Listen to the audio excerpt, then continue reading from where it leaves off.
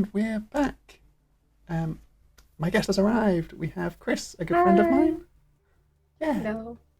Um, so the general plan for this stream, as you can tell by the screen that I've made, not made, I'm literally just screen sharing through my own Discord, is that I'm going to be drawing Cris a PNG tuber of sorts. Um, this is for a kind of collaboration thing that we're doing where I'm inviting Cris to play TFT on my stream because I haven't really done any League content, and while I don't play League a huge amount, I still play TFT a lot. So I'm gonna draw that, and Cris is gonna be here to guide me through getting the drawing correct. Yeah, and then you're gonna guide me through TFT, and I'm gonna cry because it feels very complicated, but I will do my best. Yeah, there's levels of like it's not actually complicated, but in order to be really good at it, which I'm not, by the way, um, there's like lots of things that you can learn, and there's like whole websites set up for learning the exacts. So it can be a daunting prospect. I'm just going to jump into drawing a GB-esque base. This pen was very thin. I'm not sure why I decided to make it this thin. It happens. I don't know if that's even showing up on stream. I think it is.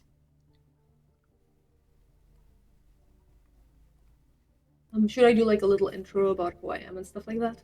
Yes, I completely see my brain is not used to having guests. My brain is used to just That's yammering about myself. that's fair. I've never been a guest Yeah. anywhere. I mean, okay, I've been a guest to people's houses. I haven't been a guest on a stream, but anyway, hi everyone. Hi, Tails viewers.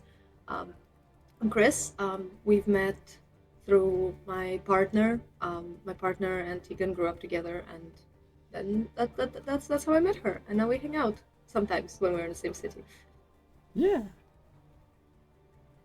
I've we are. spent an inappropriate amount of time in League of Legends, partly because of you. You taught me a lot. Yeah, Um, I'm to blame for League of Legends addictions. and now I am probably gonna spend an inappropriate amount of time in TFT trying to learn it. Yeah, it should be good fun. Like, I'm not sure Mhm. how many videos we'll do of it, because obviously, if we did get it all in one stream, then you've learnt it and we've solved the problem. Um, Not that not knowing TFT is a problem at all, because not knowing TFT is probably better for most people. I mean, depends. People say that it's the easiest way to grind the battle pass these days, especially Oh, with all of the definitely. changes that they keep making. You're not a Riot affiliate in any way yet, right? No, no, No, I'm not yeah. right affiliate. Riot is doing ridiculous things to their systems, to the loot, to everything. We do not approve, so whatever we Yeah, can do to make I life better, to make the battle pass easier, we do. yeah. Somehow, me and Riot have a weird relationship of like well, I say me and Riot. I have a weird relationship to Riot of like every time I hear a piece of like news about them, I'm just like they're a terrible company. But the new skins Yeah, look awesome, so I'm gonna buy more stuff and spend more money on them. It's yeah. not healthy, but I do it anyway. It was really weird because at some point, G2, so one of the like esports teams for Riot, made a post because they removed chests from League, and they also, I think, all the eggs in TFT are getting auto opened or something like that, so you can't get eggs anymore. Weird. And basically, G2, one of the esports teams, like one of the oldest ones, they were like, "Oh, we're gonna boycott Riot. Riot boycott on the 29th of February," and everybody's like, "Oh, come on." Like you actually have a platform to speak up about it and you're just making a joke. So because there obviously was no 29th of February this year. So yeah, moving on. Yeah. It's Yeah. Every time I hear news about League, it's just like, League is terrible to its own community and its own creators. And it's like, oh, that's not good. And then it's just like, oh, well, actually, it's fine because they move on. And it's like, that's not a Yeah. way that that should be done, but I guess we're just going with it. Yeah, the community is a bit spineless in the sense that, like, I haven't spent money on League in like a year or more, probably. Because if things get bad, you have to show that things are bad. Yeah, But you have to show that you're not okay with it. And with the chess, the community backlash was enough for them to bring them back, but in a different way. They're now in a battle pass. Um, but a lot of people just kind of performatively say on the internet that yeah, we're gonna boycott, and then nothing ever happens, and then they carry on spending like hundreds on the skins and stuff like that. And it's like one thing if you just don't mind, but it's another thing if you're like actively going out of your way, making posts and threads about it, and then like go and make it, go and spend money. yeah, definitely. Okay, I guess the first question for you is pose Mhm. wise, what would you like? Um, my usual kind of idea. So as we have like the body right now, maybe if you can separate. So if I'm looking like I'm saying the right and left for me as I'm looking, not for the person that is being drawn. Yeah, So the leg that is left for me, if you can separate it a bit so that it's kind of like to the side, yeah. like so that it's more balanced. Oh, did I mean to click? Come on, I meant to click. There, there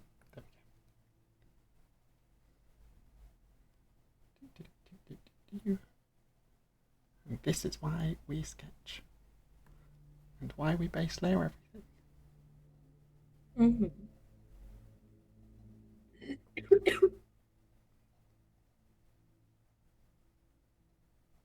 So have more of like Yeah, a that's great. proper stance, and then bring this leg out more as well, or just have that one Oh really no, big. that leg is fine. Um, and then so in that case, the left arm maybe kind of like bent with like fist into the waist, like corner corner arm. Yeah, you get it. Yeah, Mm. And then, so remember when I gave you the reference, the drawing like she had a little tangerine on her head? yeah, So maybe the other arm is gonna be kind of like out with a tangerine on the palm. So nice, yeah, it's something cute and simple. Yeah, that's perfect.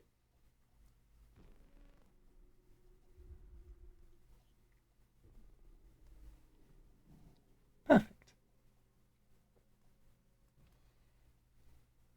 In the meantime, I'm out here doing my nails because four out of 10 of my nails decided to break in the span of the last 48 hours. Oh So gosh, I can't super glue them all, so I'm cutting them off and they're tiny and like stubs now. But they will grow out.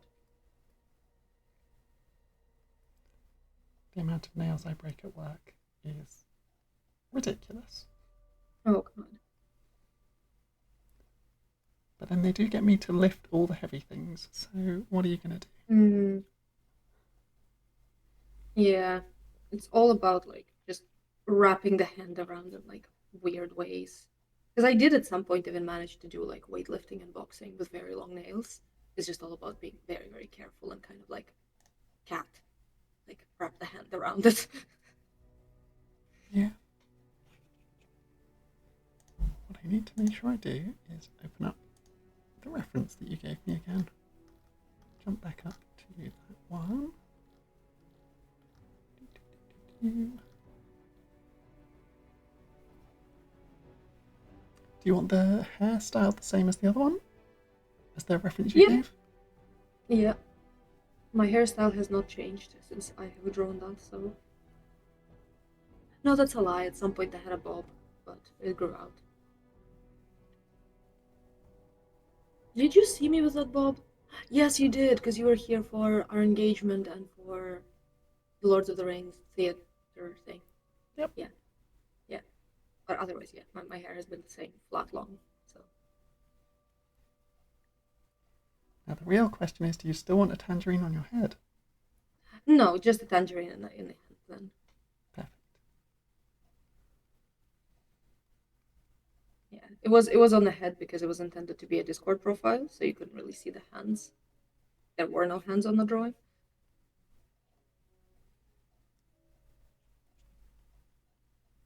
Is this Photoshop? No, it's Clip. Oh, it's Clip. Okay. Yeah.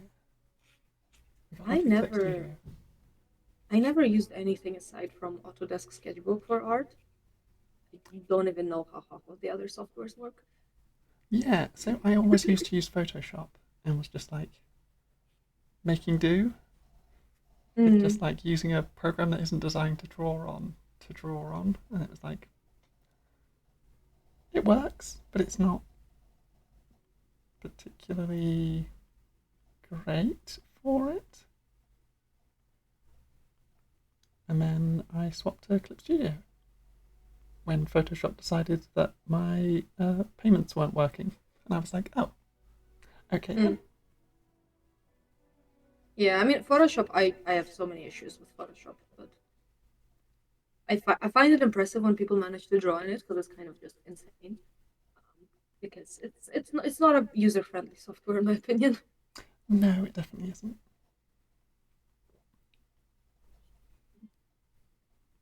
I'm just doing rough details for the face, but what do you want, like a specific expression or? Huh? Let me think. I mean, on the ref that I gave you, it's very just generic, just kind of soft smile, open Yeah, eyes. Um, if you're comfortable to do a wink, so that hey, yeah, you only need to draw one eye that way, and mm, and it's cute, just like a wink and a soft smile kind of thing.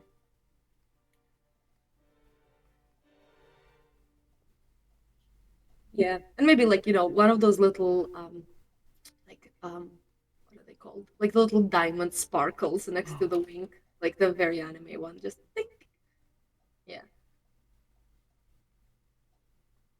we're definitely gonna put.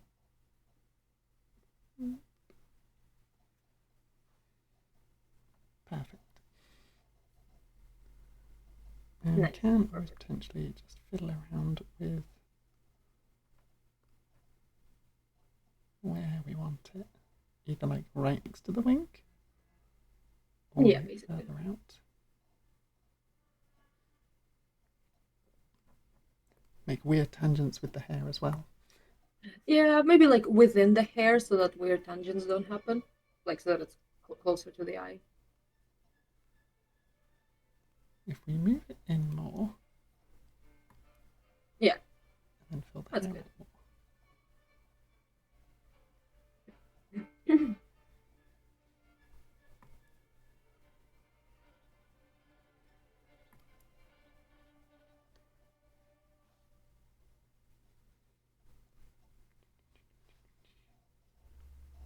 So as it always happens to me whenever I talk to friends, I inevitably end up talking about D&D. Um, what's your current state of things? Like, are you playing in anything or running? So we've got, personally, I've got a little weekly game that I'm on off running, in that we've Mm, got two games that are running on the same day each week, and we swing through them. We did have mm, three, but the group that we're in is being a D&D group currently, unfortunately, in that mm. we find it difficult to find time to play, and then people have other things that become more important, and so it kind of comes and goes. Um, and so currently I'm running a game, and one of our friends is running a game, and we Mm, kind of alternate on and off. mm. Are you doing Forgotten Realms or like your own homebrew? Mine is a homebrew game. Actually, I think both of them are homebrew, but the other person who's running their sessions is running it more as like uh, they got a source book, a third party source book where it's all like Mm, um, prehistoric dinosaurs and that sort of thing. Oh, that's fun. And so we're running it in that setting, and I may or may not have broken their setting by just playing a druid, unfortunately, Oh God, no. because it's just I like see where this is going. survival, and it's like, okay, but I can just make food. I can just Yeah. grow plants, and they have food on them. And most importantly, you can wild shape into a dinosaur because you've seen all of them. Yes.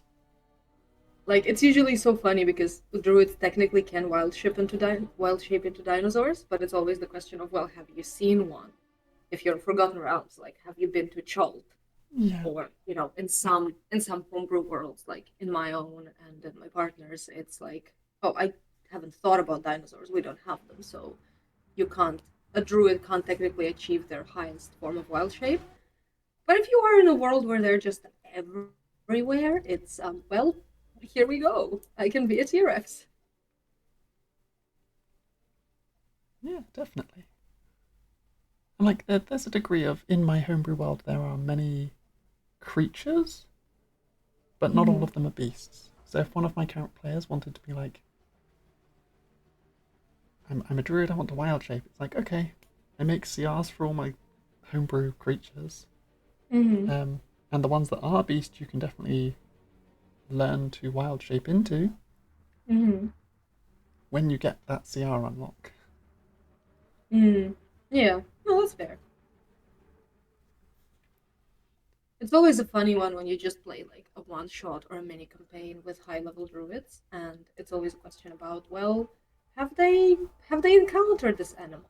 They're like, yeah, I'm level 12. I've encountered all the animals, Yeah. you know. It's like, have they ever seen a bat? It's like, I should hope so. Like in the 200 odd years that this elf druid has lived, I hope they've seen a bat somewhere in life. I feel like there's great potential for like a comic relief character who is a druid, but for whatever reason they never left like whatever place they lived in. Like they were basically a recluse. So Yeah, their arsenal is like maybe bat and mouse, an occasional wolf that passed by the cave, and that's it. Like yeah. they just have three animals they've ever seen in their life. Or just like a druid that's grown up in a city, so all they know is like crow, dog, Pigeon, cat, insects, rats. Just potentially. like all I've seen is the animals that are willing to brave the human civilization that I lived in. Yeah. I mean, if you're a British druid, then foxes. Yeah, badgers. That, that was so crazy to me as well because like I've been to a lot of wilderness in various countries. I've never seen a fox in real life until I was in central London. Like literally Bloomsbury, we're on a walk in the middle of the night and then there's a fox. And I just had this massive amount of whiplash. I'm like, why? Why are you here? I've been to forests. I've never seen you. Why are you in the middle of the city just going through a trash can? Yeah, like where I grew up, we had a fox run and a badger den in the Mm. fields. So it was very much just like if you do anything past like 9 p.m., they're just everywhere. Fun. But then, yeah, you go to other countries and other places and just like the middle of a forest, and it's just like, where are all the animals I expect to see here? Yeah, why am I finding foxes in like urban and like suburban civilizations?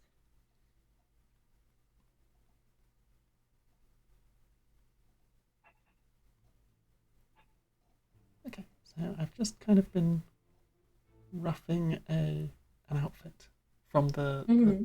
images that you sent for reference Mm-hmm. of an outfit with a big puffy jacket.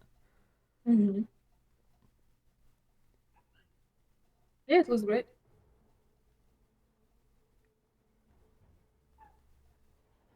And then I guess we can start doing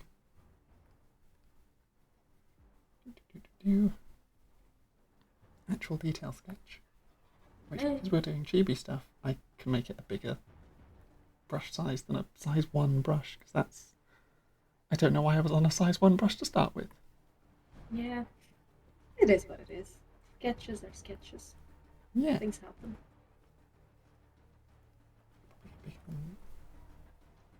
Let's have a look at brush size. 15. Potentially. Okay. Are you happy with the pose that I've done? Also, I haven't given Yeah, you no, shoes. that's perfect. What kind of boots or shoes or... Oh, shoes. I personally find shoes incredibly hard to draw. So because it's chibi style, honestly, I would just do like the little, like the hoof shoe, just literally just a black kind of uh like underline, so that there's basically nothing. Oh, fair. Well, Yeah. I like to do like a little bit of a toe on them. Yeah. Yeah. Sort of like that. Yeah. But whether or not you want boots, whether they go up higher and you just have like the little tongue at the top. Yeah, we can do that actually. Yeah. Yeah, like kind of like combat booty situation. Yeah.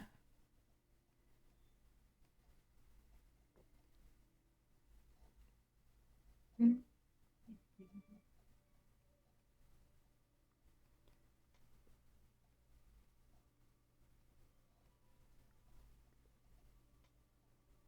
And I realise I've had my chat minimised for ages.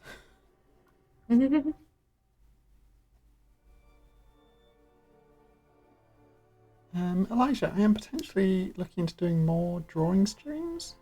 Also, hi Sarah. I'm potentially looking to do more drawing streams in the future. So the potential of drawing people's OCs on stream is a possibility. But for this stream specifically, I'm just doing Chris's PNG chibi piece. I don't know how long it'll take me. If I end up taking ages, then this is the one piece I'll do. If it doesn't, then I might do some stuff for my channel artwork, depending on how much time. But for the moment, we are focusing more on this one piece.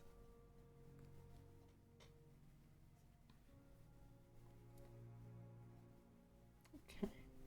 So part of me was going to do a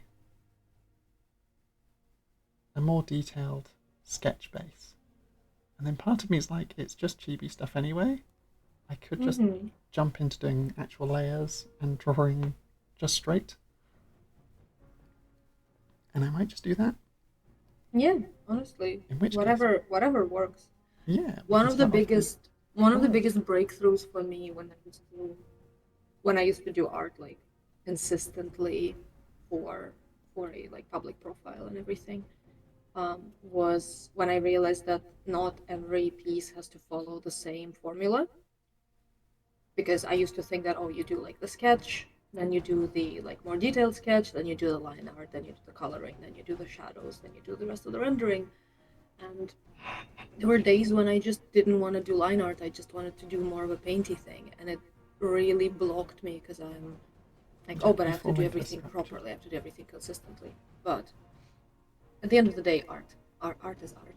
Like whichever one you feel like you just do. Yeah, I feel you like just I have to do what remind you this to want. myself and to all of my artist friends and to everyone who may be listening and wants to do art, but feels like they can't. Definitely. Like, if you want to draw something, just jump in, see how it goes, try it out, and enjoy yourself. Mm-hmm. I feel like especially right now with the rise of all of this AI crap, is crap an allowed word? Um, Not I really. have stronger words for this, but we're trying to be Yeah. nice. Um, we're trying to be PG, whatever it is. Um, but I feel like with the rise of all of this AI stuff, it's very important to remind people that human drawing is inherent to our identities as the creatures that we are. Yeah. Anybody can draw, and people should draw because it's fun. It trains your brain. It gives you endorphins. Exactly. So I'm just pulling up little colour palettes. So we've got a skin colour Mm-hmm. palette, an eye colour palette. Mm-hmm. Um, I don't know what colours you want for outfit and things. So from the ref that I sent you, it was just like plain white top. No, it was plain black top, white skirt, and black boots. And then the coat, like the puffy coat, is the thing that is the kind of most attractive bit. Yeah, So there was the I think if you can go for the second was it the first? Let me just check like the messages. sporty logoed one. Yeah, yeah, the one Yeah, the one the one with the girly where she has like it's like purple, black, and white with a lot of writings and stuff. yeah, we should be You able to can work that. you can skip the writings if you want, but just like that kind of blocky, geometric. I like it. It's sport. It's kind of like Formula One driver stuff, but oversized and cute. Oh, yeah, definitely feeling that from the vibe. That is just the same colour that I picked up a second ago. There we go. I'm just gonna change the sensitivity of my microphone. If you hear me filing my nails, please tell me because it's an annoying sound. I'm sure it'll be fine.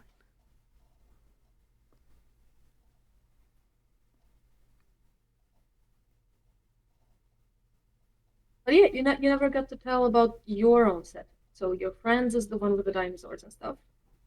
Yeah, so mine is a lot of it is just generic high fantasy stuff. Because I've been making the homebrew world since um, like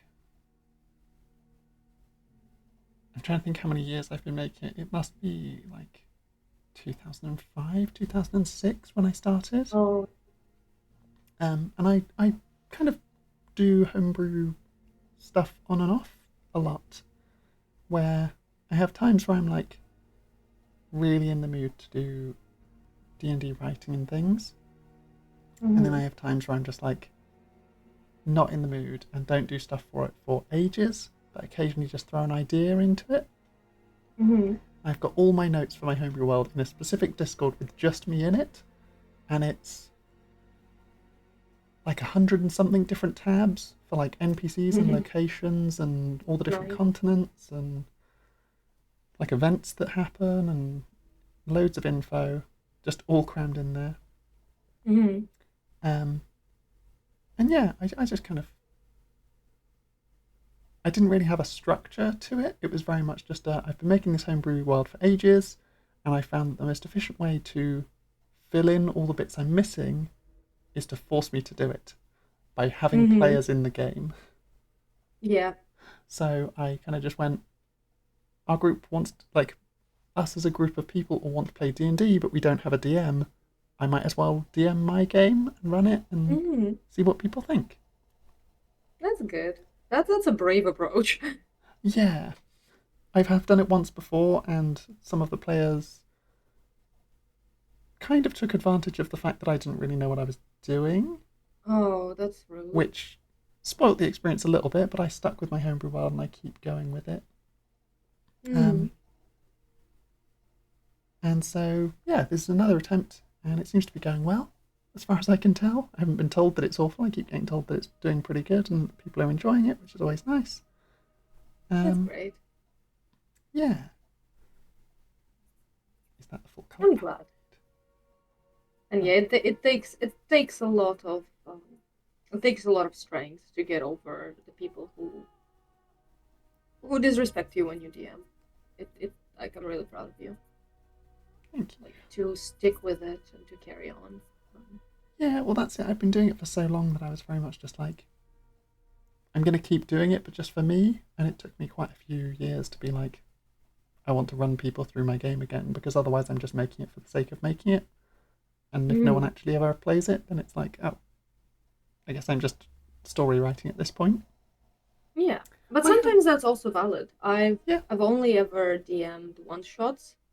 Uh, okay, but by 2022, I've only ever DM'd one shots, and my world basically the map of my world grew from the one shots that I ran because they would all come with like a town or a city and like, oh, this town is next to a big forest and there's also like this ruin over there, and then, oh, this town is over here and there's like hills.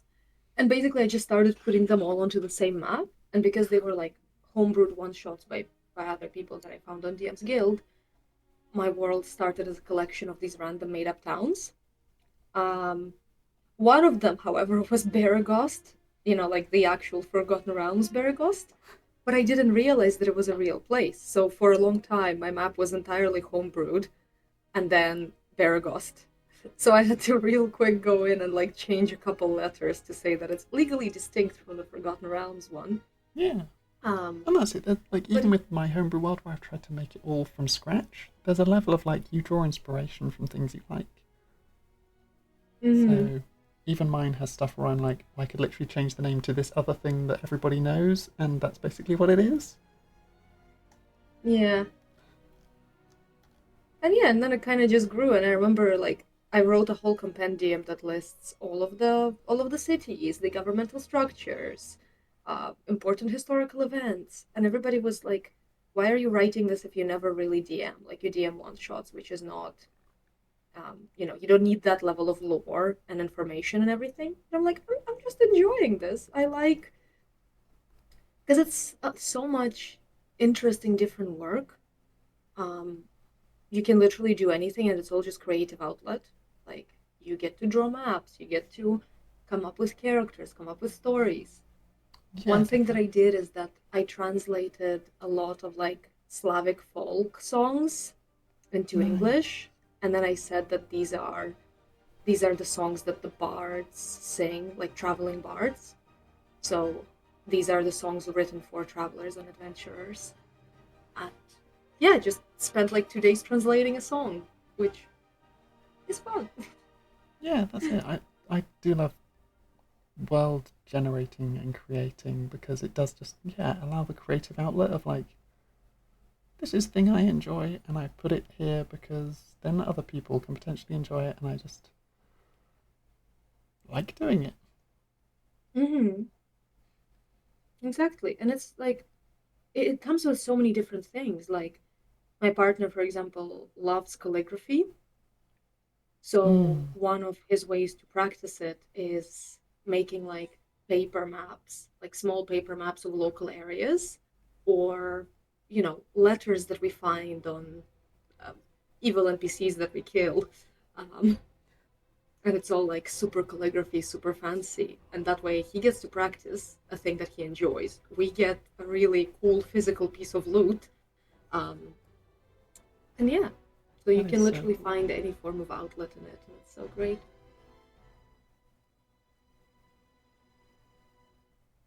No, that's it. I do love that sort of stuff where um I think a lot of the things that I enjoy. Well, actually, no, I can't pick out a specific thing where I'm just like, this is what I like doing most.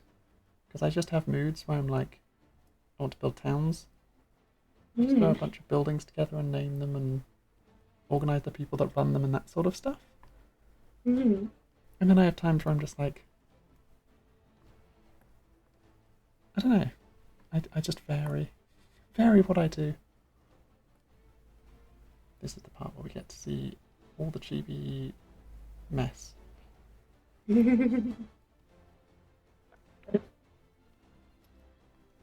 And it might look really weird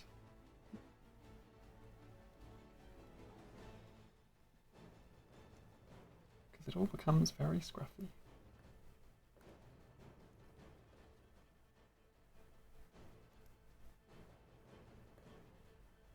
Make sure I was doing all of this It on the right kind of layer. it kind of looks like stylized shading because of that. I liked it. Yeah, Like I know that it like pixelates itself, but kind of very very cyberpunky. You know when people overlay that effect like a glitch effect? yeah. Yeah, it's kind of giving that, which is fun. I know it's not necessarily what you're trying to achieve. It's Oh yeah, just I looks don't know why interesting. it does this, but it's like it's an overlay filter that when I fill it in and it just goes, we're gonna get rid of like half of the lines that you've drawn, but not all of them, so that the lines kind of stay there. And it's like, Hmm. okay, why though? I'm not quite sure. I think it might be. Do you have the settings for the bucket tool? Because Yeah, it might be the it's tolerance of the bucket tool. yeah, it definitely is. Um, Like close like, gaps and color margins and the area scaling and that sort of yeah. stuff. Oh God, that's a lot more complicated. The Yeah. the one that I use literally just has a tolerance slider, and you just lower it to like 20. That's it. I never seen uh, 6 different parameters for it. Yeah, it's all good. Then we've got like scaling mode, which is probably the tolerance levels. Um, but then yeah, you go into the settings for the brushes and it's all just a whole bunch of different stuff. Which is why I like this as a drawing app, because the flexibility of like if the thing isn't quite right, you can just go in and be like, well now I'm going to fix it. Mm. And also, Click Studio has a massive library of creator stuff Mm. from like different brushes, and Oh yeah, that's always fun.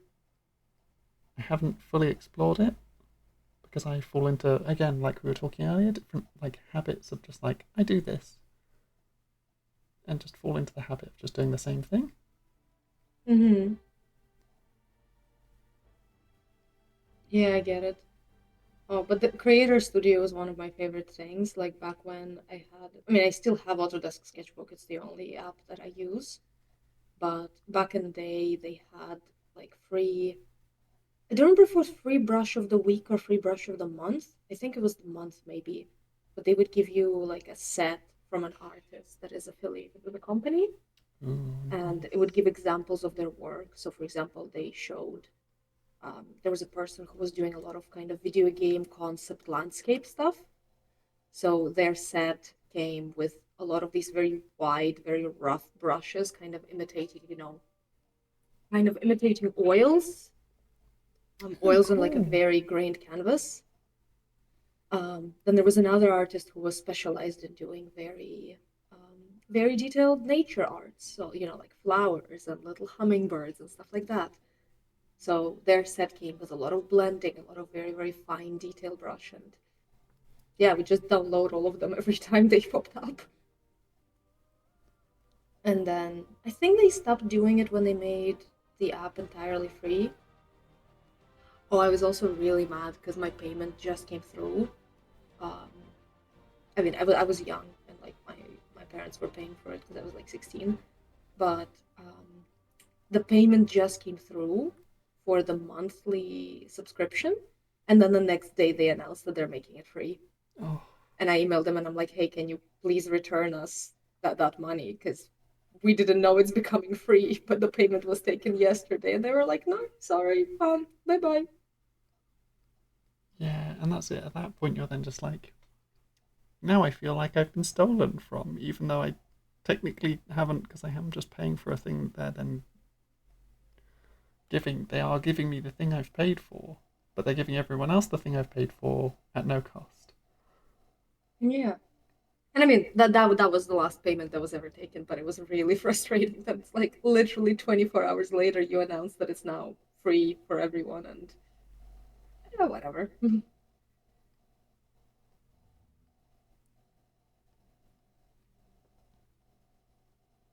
But hey, at least now I don't have to pay for it.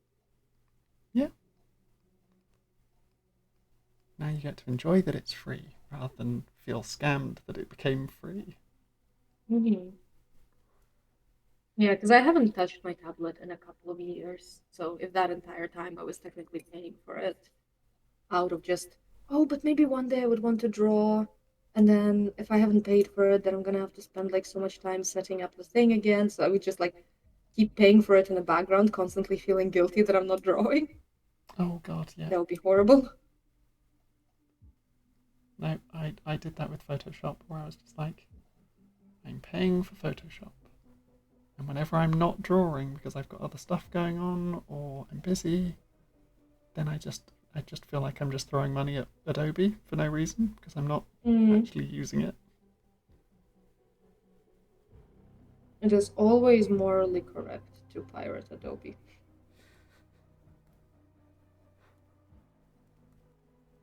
They're just ridiculous. Like even in our office, like mind you, like real architectural company with real income. We use like one of the oldest supported versions of Photoshop and Illustrator and InDesign just because the newest ones are so ridiculously expensive. Even like a Yeah, real company doesn't want to afford them because it's just too insane. no, yeah, definitely. And it's like you're paying ridiculous amounts for a slight difference in functionality, and it's Mm, a difference that you might not even enjoy, yeah, but you can't try it unless you pay for it. And if you pay for yeah, it and find that you don't like it, it's then just like, well, now I've got to live with it because I'm paying for it. yeah. And then the problem is like because it's a business, we're not allowed to crack things. Yeah, So like legally we have to have a license and everything, and it gets really frustrating. Because the old ones, the biggest problem with the old ones is that they were created for smaller monitors, because back then, like, big monitors weren't really a thing, and it doesn't scale properly. So most of your buttons are so tiny. It's genuinely like hard to pick the correct tools. You have to click with such high precision.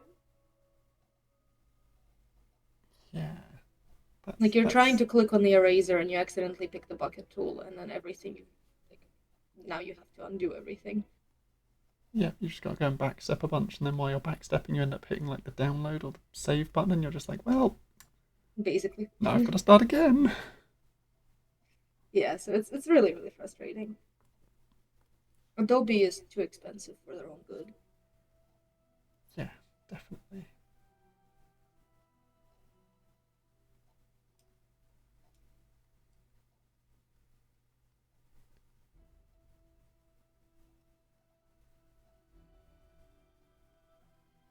I've realised that I'm doing a bunch of extra stuff like filling in these end parts when they're just going to be covered up anyway. Like I'm correcting the sections that are not going to be seen, which I do way too often.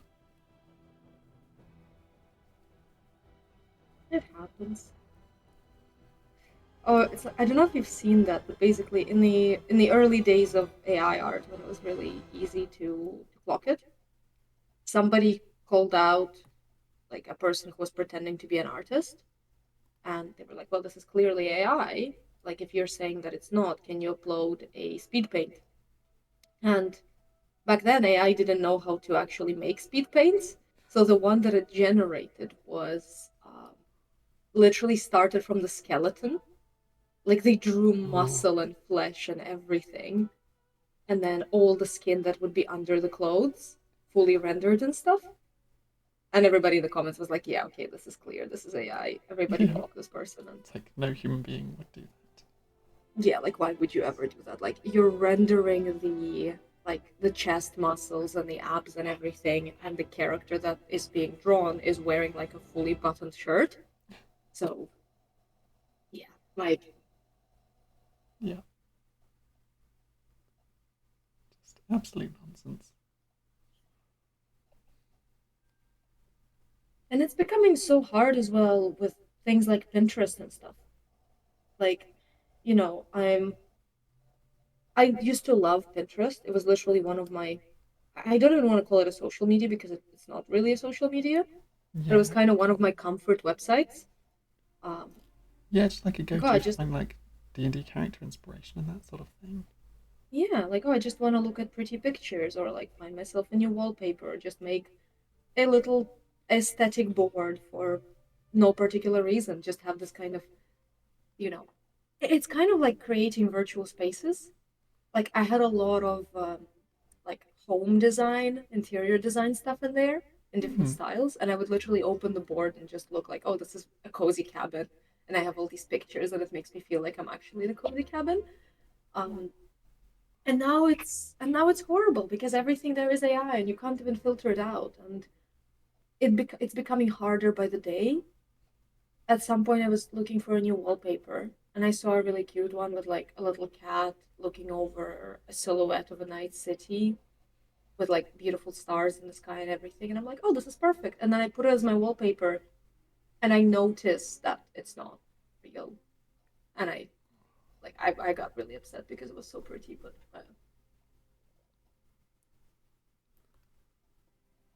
Yeah, it's incredibly annoying when that sort of stuff happens where you're just like, I find something that's really nice and then I go to use it and then I actually look at it in detail or it like changes resolution and I'm just like, that's all incredibly wrong. yeah. I did not even. Oh, ignore my jumpy zooming in and out. I really shouldn't be doing that when I'm streaming, but I want to get detailing. Well, that's fair. You do whatever you need to do to make the art happen. Light source. So my brain is automatically thinking, so when on stream, this is going to go down in the bottom left hand corner, roughly where all of the my links are at the moment. Yeah. So, which I still need to organise and sort out properly. But that means that if I'm doing a light source, I probably want it to come from this direction, from like where more the middle of the screen. Which means I probably want all the shading just to be on the other edge, like down here, which is Yeah, that makes sense. reasonable. I'm not going to do an actual like coloured light source because working out coloured light interacting with different things is always something that throws me in my head. Yeah. And I could do No, more I work get on it. it. I definitely should do more work on it, but yeah, having to work Only on if it. you feel like it.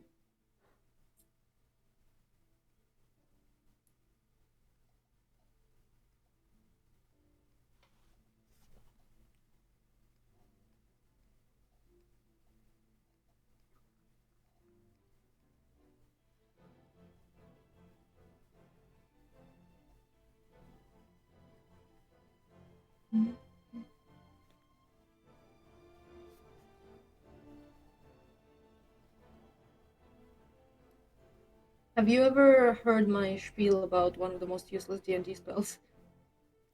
No, go on. Well, for the longest time, it was a Ray of Enfeeblement because it's a ridiculously useless spell. Yeah, It is, yeah, it's, attack roll, no damage. The target's strength-based attacks will be dealing only half damage. And then at the end of each of their turns, they can make a Constitution saving throw to like undo that situation. The problem is that if you are in a situation where your biggest concern is strength-based damage, which is usually something like a big ogre with a big club, you know, chances are that creature has incredibly high constitution because if their strength-based attacks are like so insane, it's yeah, probably some form of barbarian-esque figure. yeah, definitely. So chances are that immediately at the end of that turn, they're going to save from the effect anyway. So at most, you get one turn of half the damage from strength-based stuff. And strength-based stuff usually comes out in normal bludgeoning, which is not even that serious of a threat. Yeah, like So, yeah. for what even level was Raven Feeblement? Like fourth, third, It's second level spell. second level spell. Okay, Yeah, but then like you can just cast resistance as a cantrip, and it will literally. basically do the same thing. Literally. So that is like entirely useless, but I now have a new contender. We in a friend's game that is soon coming to a close. They finally allowed us because they didn't think they would let us level up because they didn't want to deal with all the fifth level stuff. As in, Yeah, we got to ninth level, so we have fifth level spells now. And they kind of didn't want to deal with all the complications, but then they actually looked through a lot of the material components, and a lot of fifth level spells are very expensive in the sense that, oh, 500 gold worth of iron powder or 200 gold worth of incense. And our characters have been traversing the wilderness for the last couple of weeks. in real world. So the last year, as in the last couple of weeks in a campaign. So the last year in real life. Yeah. Um, so they haven't really had a chance to buy anything. And now that we do have access to fifth level spells, we don't really have access to buying all the stuff that we need for them. Yes, So it's the like you DM was very like, much "Oh, I unlock can the actually spell. allow you to level up." Oh, sorry. What did you Oh, say? I was just going to say very much that you unlock the spell but can't actually use it yet. Yeah. So I scrolled through the stuff that is available to my cleric that I can use that doesn't require any like expensive components, and there aren't that many. And since I'm a Grave Domain cleric, one of them that is always prepared is something called Anti-Life Shell, which is now the contender for the most useless D&D spell in my opinion. A Okay. shimmering barrier, 10 feet from self. No companions can enter it, nobody else can benefit from it except for you. Attacks, melee attacks cannot pass through. Like creatures cannot pass through unless they're undead or constructs because anti-life shell. So undead or constructs can still reach through and whack you. Yeah. But everyone else, if they're alive, they can't pass through and attack you melee. However, if they have a weapon with reach of 10 feet, they can. If they have a ranged weapon, they can. And if they have magic, which at 9th level you are probably fighting magic users at that point mostly, they still can. And it's a concentration spell. It lasts an hour for some reason, but it's a concentration spell. Yeah. So, and also if you purposefully move towards a creature, like let's say there's a guy with a sword, and you move towards them to like and in a way that the range of the spell will overlap with the enemy, the spell just instantly ends. Really? My God, It that's is terrible. ridiculous. It's a 5th level spell. It doesn't do anything unless you're fighting a horde of people with swords, which is just unrealistic for level 9 characters. At level 9, you fight like interesting boss battles with magic, with different mechanics, with legendary actions, you know? Yeah, that is incredibly silly. So I have a new thing to actively bash in D&D 5e.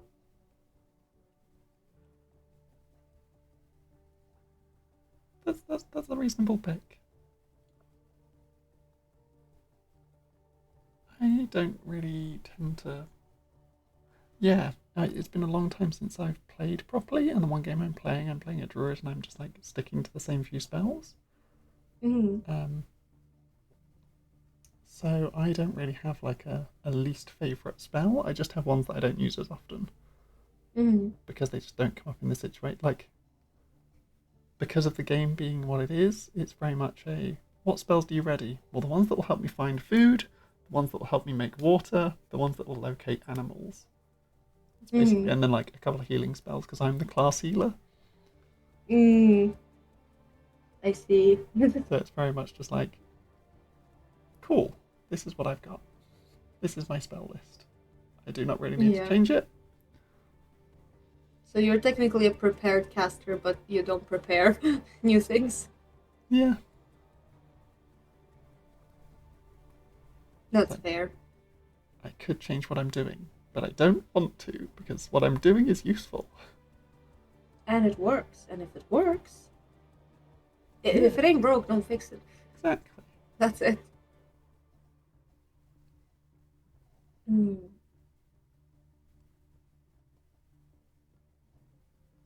And in case anyone in chat is curious about how we jumped from League of Legends and the fact that this is going to be a piece of art for a TFT stream into D&D stuff, it's because I forgot to mention it.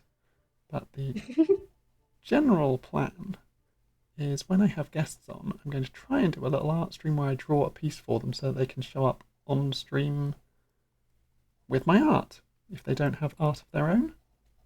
And also, there's a potential later down the line where, because I do have a homebrew world and I do DM and I do enjoy it, I just get a bit nervous and anxious from time to time, which happens. It happens. I will potentially do D&D streams in the future and bring back a bunch of people like Cris here Yay. to be players, or if any of them wants to DM, I will more than happily accept the role of a player in my own stream to do D&D, because I do enjoy D&D and it is very fun, and potentially other systems as well. Like, it's not strictly limited to D&D.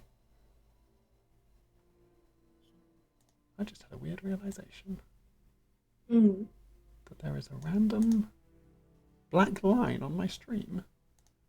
Hmm. And Oh yeah, I see it now. Just noticed what it's from, I think.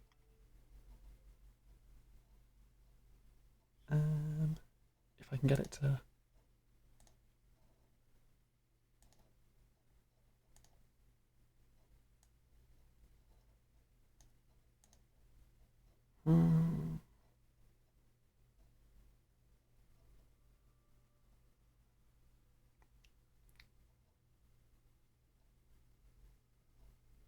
Hmm.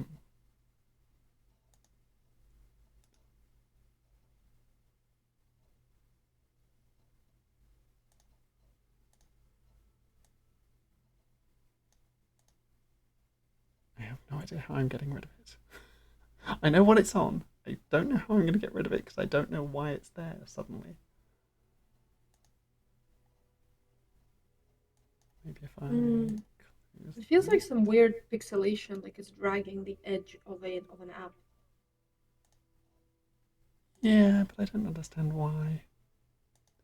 I don't know nearly enough about computers to be saying what I'm saying. No, so it's the program that I'm using my webcam registration for my VTubing model. The top of that is clipping in a black line, but I haven't changed anything from that. So I don't know why it suddenly decided to start clipping a black line in.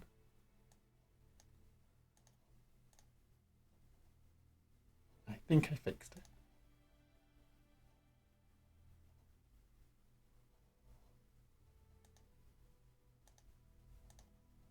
I'm waiting for the stream to catch up with the fixing.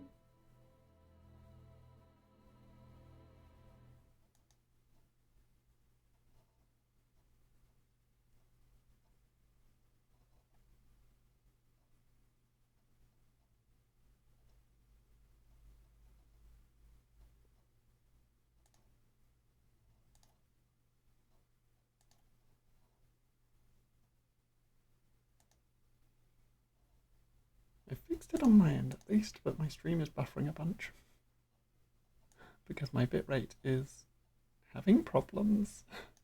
I gotta dip for a moment to get some water. I'll be back.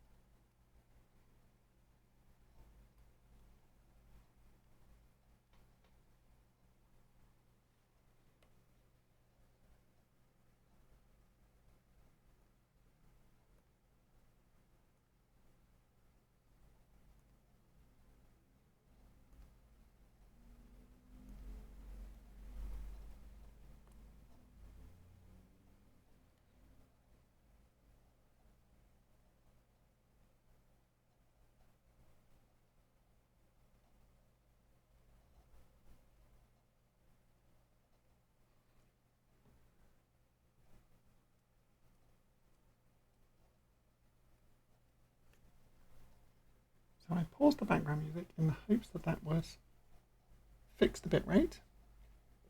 I have no idea if it's working or not. We're not sure.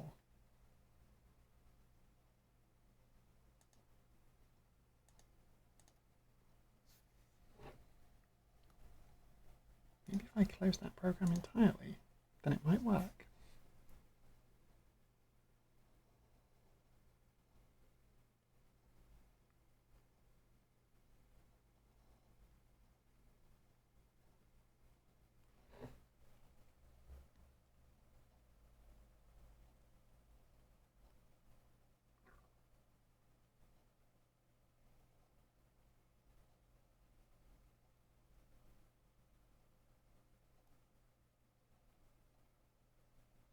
Hello, I'm back. Hello, welcome back.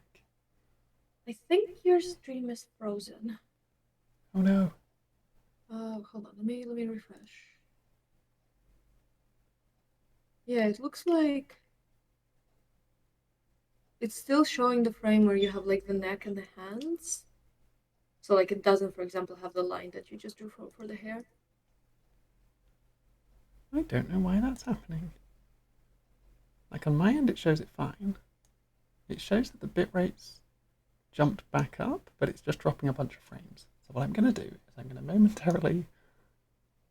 I don't even know how that would fix it. Hmm.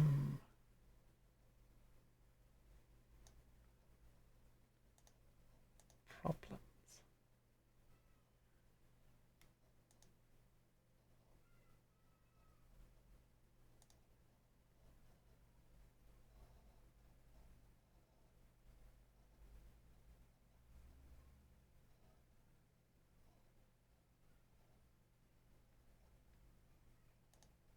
Yeah, I don't understand why it's looping that little bit. Well, at least the weird black line is gone. Yeah, that is good. That is something.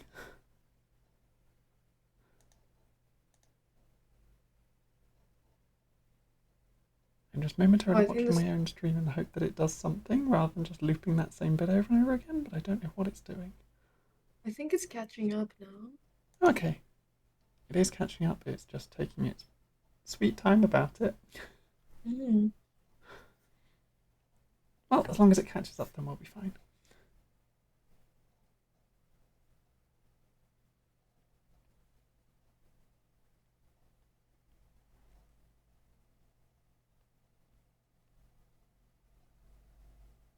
Mm-hmm. I'm drawing that on the wrong layer. It took me all the way to there to realise that I'm drawing on the wrong layer. Oh. Just back hop through the whole thing. Beep, boop, beep, boop, boop, boop, boop, boop, boop, boop. There we go. This is the layer I'm meant to be drawing on.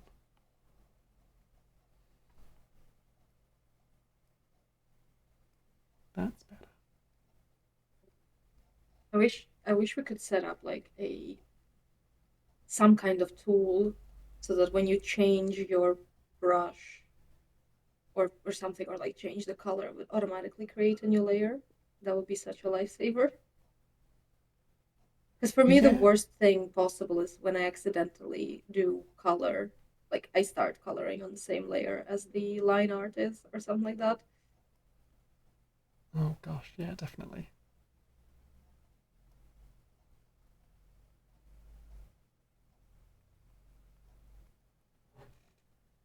Like, there are some ways that you can kind of try and fix it, but it is just like awkward and complicated. Mm-hmm. Where it's just like you could, like, color pick and then use the color pick to then be like, cut it into a new layer. Mm-hmm. That's Yeah. the way that I end up having to do it sometimes. Except just then when I was like, I'm just going to backstep. I haven't gone that far. Yeah. Or like as long as nothing overlaps, it's also just erase. Easy and go. Yeah. Hmm.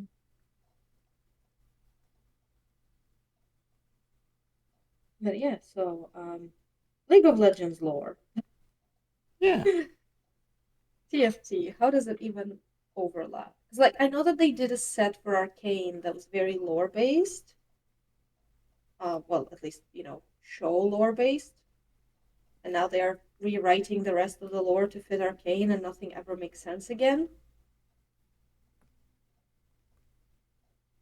Huh. Yeah. They are this close to rewriting Seraphine's lore. They're already like making tweaks to Camille. They made Really? Rel from 16 years old to 33, Yep. which all of that was because they needed You did watch Arcane, right? I have, yes. Yeah, all of that is just because they needed Ambessa to have a young girl that she would like resonate with, that she would see Mel in. But that meant that Rel needs to be the same age as Mel, and Mel is like in early 30s, and that's where we are now.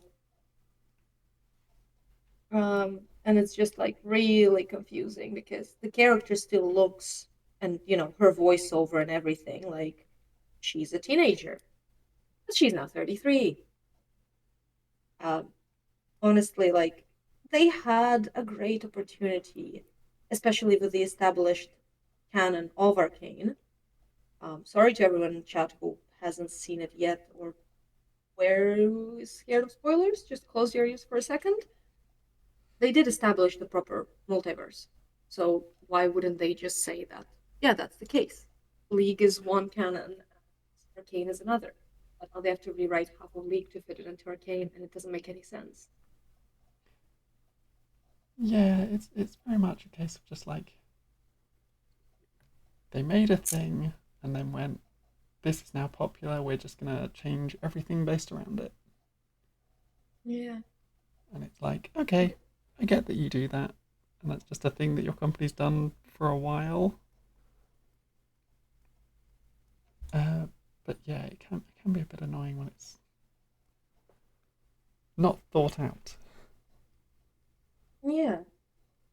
Like they don't really understand the entirety of the repercussions that are going to come out from that. And I don't know. I as someone who got into League first and foremost through the lore, um, I just feel very, very hurt that all of this entire world that inspired me so much. Because I probably would not be playing such a complicated game with such a horrible community if it wasn't for the beauty of the world and the interesting characters. Yep. And then now all of that is gone. Like Arcane is still a fantastic piece of cinema, but it's not the best piece of writing. And to rewrite such good lore to fit something that is, in my opinion, not a masterpiece narratively is just a shame.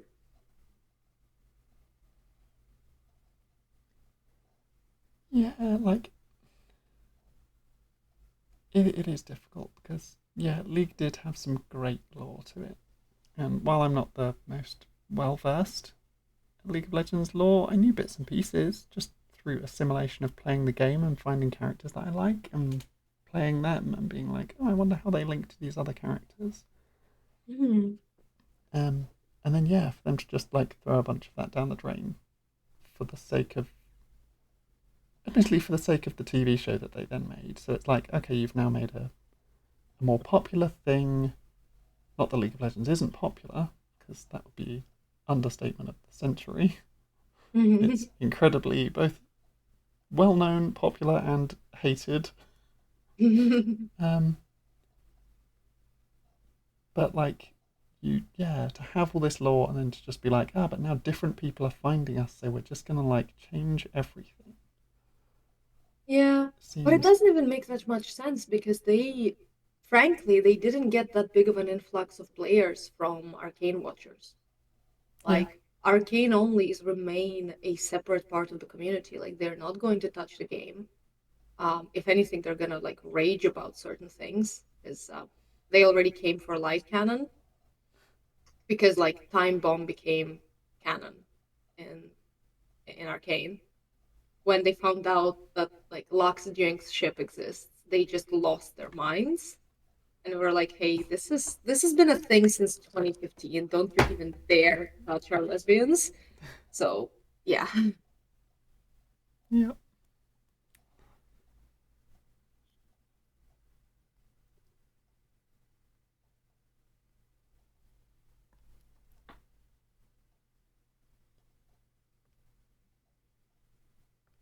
yeah, so like since they didn't even get such a big influx of players, you're still remaining broadly with the player base that you had, with the player base that was familiar with the existing lore. So to change it to fit a potential group of players that didn't actually join is frankly, a stupid thing to do.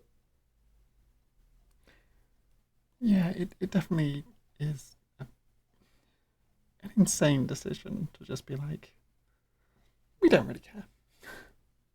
Yeah, it's kind of like, imagine you're running a D&D world and you have a friend who potentially maybe would play D&D, like they would join, but they really want to play Warforged. And your world doesn't have Eberron or, Eberron equivalent, and you haven't thought about Warforged and blah blah.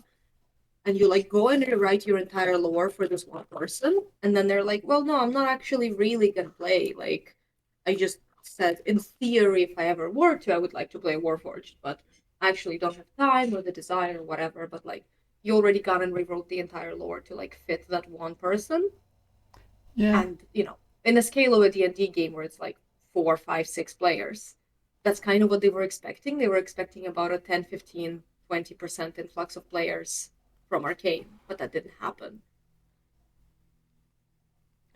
yeah, but that's it. It even goes like one level deeper than that because even like if you come at it from the D and D perspective, and you have this player that you're trying to convince to play in your game, and they go, "Oh, well, I really liked the Warforged," but you had Warforged in your game already, and they just Mm-hmm. went, "Oh, but I like them more like this," as if they're like golems. And so you rewrite the Mm-hmm. entire Warforged and every piece of lore that you had for it.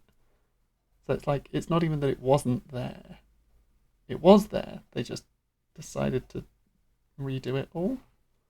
Yeah, you just try to accommodate a demographic that actually, like in the end, will not care, will not be there. Yeah, Um,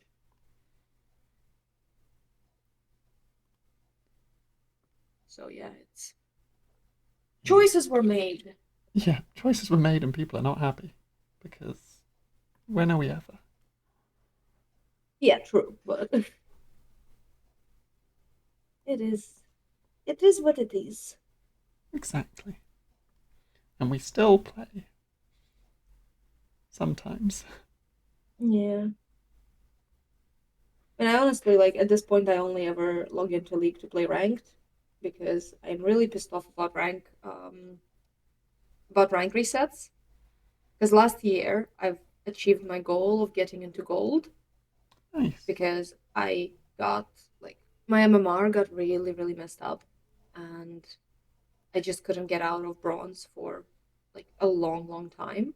Even though all of my stats, like, according to a lot of websites, like UGG or a PGG, it was saying like, oh my, because I'm a support player, obviously, Yeah. and it's like, oh, your vision score is the same as like platinum players.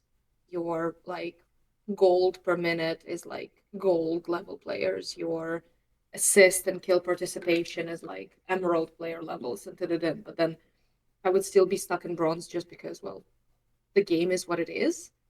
And then I finally got to gold last year. And when rank resets, it automatically drops you 5 divisions below. So when a new split started, I was dropped to something silver, and I didn't play at all. I didn't have time because we were moving house and stuff like that.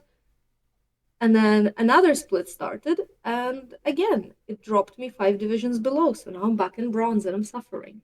Well, I Yeah. just climbed out recently to silver. Yeah. All I want is to look decent, like log in occasionally, make sure that I'm not like low elo and log out. Yeah. I've always had a very casual approach to League. Like I don't like ranked. More just That's because fair. I enjoy playing casually. Hmm. And I had the reason I stopped playing main League of Legends because I always used to just be like, I would play with people if they wanted me to, Hmm. in whatever ranked or whatever it might be, with the preface of like, I'm not good at the game.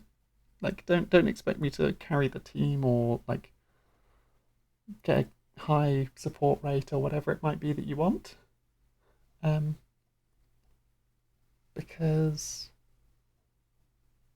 yeah, I'm not that player. I don't have good reactions. I enjoy just being a casual player. I like being a Mhm. casual. I am a filthy casual, and I will spread dirt on my face to become more of a filthy casual if needed. Um, so it like I always used to just when I wanted to just play League, but had no one to play with or any incentive to play ranked stuff, I would just go into bot matches, mostly intermediate bot matches, and just be like, I want to just say hi to some people who also don't really care about being super hardcore Mhm. at the game. And intermediate bot Yeah. matches was the place to find those people, where you'd just be like, I'll Yeah, just they're jump just there in, to and relax. we'd all just have a goofy time and just chat about cool skins and nice emotes and just enjoy the community life of the not Yeah. toxic part. Yeah, I feel like bot games is the only like place where you genuinely have a high chance of having, well, not toxic people, just people who are there to have a little fun. Yeah. And then they redid it all. They, I don't know when it was, but a little while back, like maybe last year or something, they redid the whole AI system and how bots interacted. Hmm. And so beginner bots became as difficult as intermediate bots used to be. Hmm. And intermediate bots became like actual players. And it's like, okay, Oh. so the casual scene are all now in beginner bots being told that we're bad because the entire beginner bot section is just filled with like, this is tutorials of how to play the game. Now fight these intermediate level bots because this is what Mm. they do now. And it's like, oh, okay. But you're trying to teach me the game and then making me fight things that are actually like half decent at the game. Hmm. Like actual like Yeah. not that they're half decent, they're actually smart in interacting with people rather than just being like when you used to go in beginner bots, it used to be like, cool, I could drop an AoE on the floor and the bot would run into it because they Yeah. just wouldn't register that it's there. And it's like, yeah, it's good that they've made it so that their bots are actually a challenge. But for me, who just wanted to be stupid and goofy, I didn't want the challenge. I would be playing ranked if I wanted the challenge. Hmm. I wanted to just Yeah. play casually and be silly and goofy and try out stupid things. Sometimes you just want to relax, and it's Yeah, fair. which is what TFT is for me now. It's my opportunity to play Hmm. League without actually having to put in any effort whatsoever. Yeah, I get it. So it's an odd one. Also, hello Highway Flowers. I am drawing Chris's PNG. Um, I'm sort of doing bits of it at the moment. Bits and I'm kind of going up through the layers, but also jumping ahead to do the face because I want it to be mildly recognizable. Hmm. um, It works, listen. As long as uh long black hair and pale, it works. That's basically what it is. I have no defining features. don't say No, eyeliner. Yeah, eyeliner is the big one. that. Yeah. Uh, but yeah, so this is a drawing that I'm doing so that Chris can be represented in the stream when we do a TFT stream, which is why we're talking about League of Legends and TFT specifically. You're gonna have to be very patient with me when we do a TFT stream because I will be so stupid about it. But that is absolutely fine because I will be intentionally stupid about it because again, I like being casual. Yeah. So there's levels of like there's ways you can do well at it. Hmm. Um, and I ignore those half the time, Fair. where it's very much a there's little bits and pieces that I've picked up over time. Oh, did one of them get through? Oh no! Time to immediately ban that account that is just spamming links. Mm, my favorite. Goodbye. They show up occasionally, and we get rid of Yeah, them. yeah, no, I've seen it. Because like even when I streamed briefly for a couple months, but I had a very, very angry and efficient moderator who would just swear at them back in Polish and ban everyone. So it was great. Fair. Efficiency at any cost. Yeah. Efficiency and Slavic swear words. That's all you need, really. I mean, surely those go hand in hand. Yeah.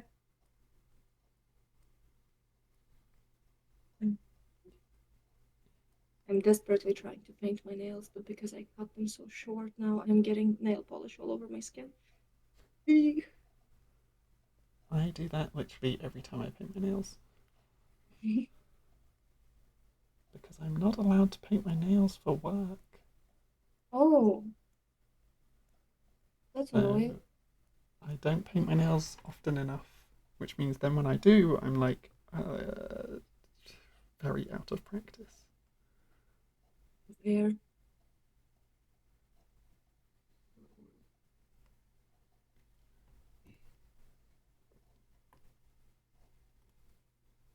Well, when you're here before the flight, I could do your nails if you want. Yes. If we'll have time. I don't remember how the timings exactly work, but we can figure something out. I haven't even booked my transport up to London. I Lol. need to. That's my plan for tomorrow. Is to organise my whole holiday section. Nice. But I've got plenty of time. Yeah, I and you've say, got knowing full well that it's like a few months away. my plan for tomorrow is to survive a Monday at work. That's all it is. Yeah, it's a good plan. Tends to sometimes work out in your favor. Unless people are just like hell bent on ruining your day. We don't like those people.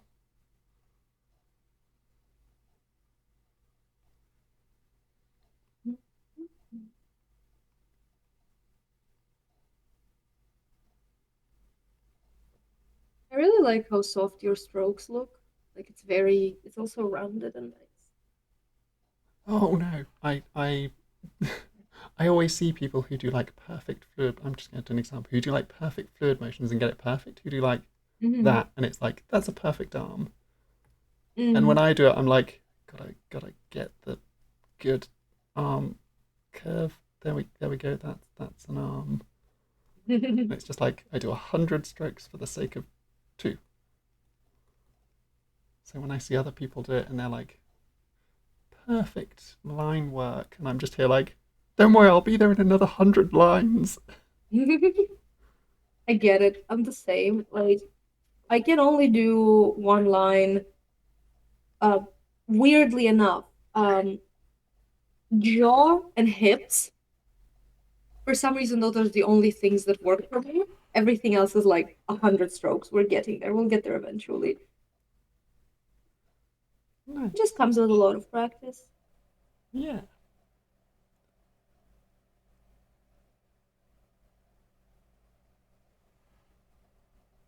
The same with all art things. Practice makes perfect. Oh.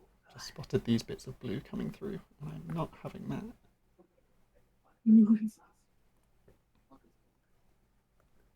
Um, I have not properly played Marvel Rivals. I gave it a go. I went into the practice mode, and I picked one of my favourite characters from the listed lineup to be like, okay, they seem like the kind of character that I would enjoy playing.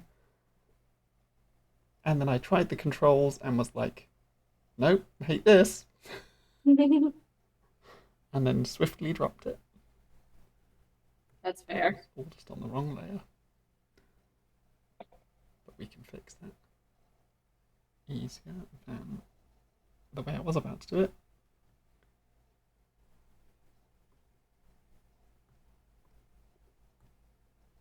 When we do that whole thing on the wrong layer.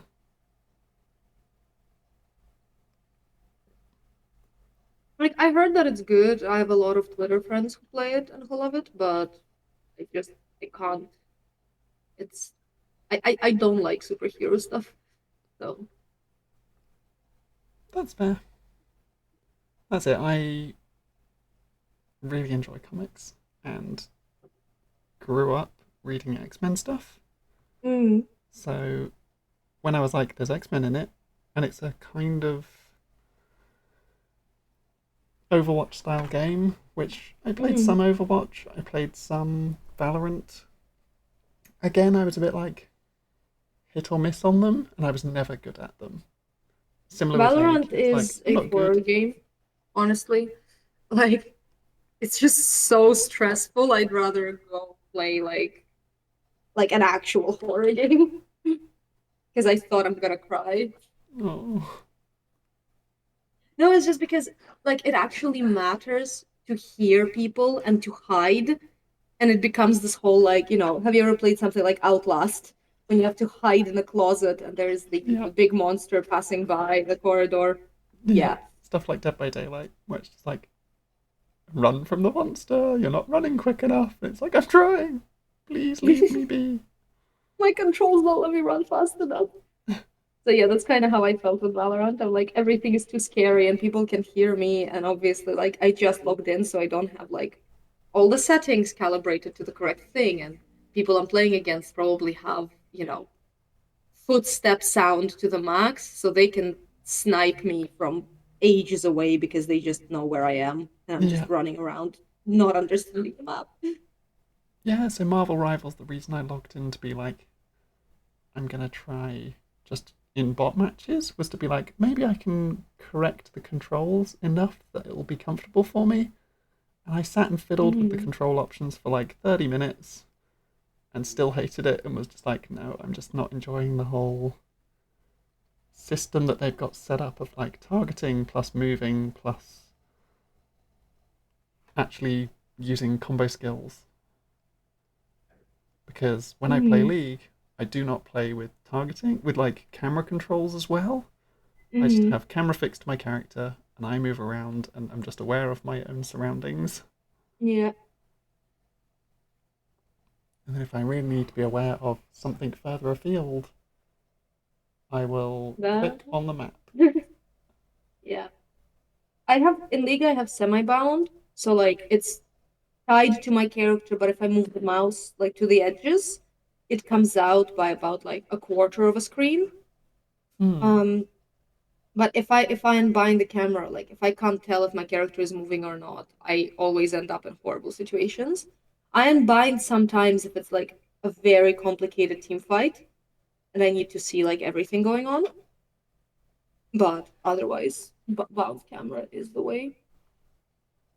And Yeah. also, speaking of FPSs, this may be a controversial opinion, but unironically, the best like first-person shooter I've ever played is Team Fortress 2. Like, it's just fun. Like, there is nothing serious going on, and but it's still hard. Like, if you want to play well, like you need skill, but it's just entertaining and it's funny. And the communities, well, TF2 is one of those communities that is 50% like horrible incels and 50% just actually chill people. And you never know what you're gonna end up with, but Yeah. That's when it. you end up It's with the when good there's ones, it's just cozy. yeah, when there's enough of a balance that occasionally someone will be like, God, you're all rubbish, you're all awful, and then other people are like, haha, sure. And it's like to have those Yeah, people on your side where when someone starts raging at you, they're just like, we don't care. Ignore this horrible person. yeah. And what's also good is that because it's like a very fluid game, like it's not a fixed team for the entire game. People pop in and pop out, like you don't get penalties for disconnecting. And most importantly, your team can vote to kick a player. Yes. So like people will come in and like I don't know spam bots or rage or say horrible things, and then the entire team just clicks remove this person, and the game carries Yep. on as normal, and they are removed from your vision codes. It's great. It does sound perfect.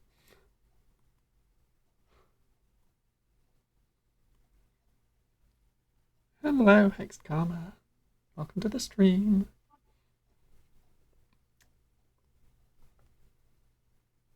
I didn't already grab that one, that's fine.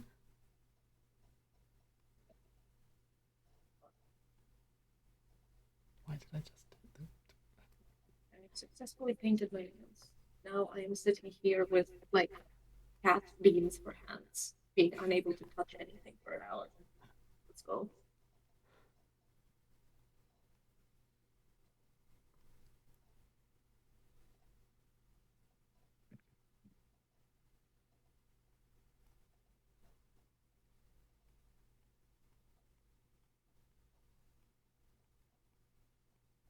Do you know that meme? Not really a meme, but like the passage from an 18th century book about flirting.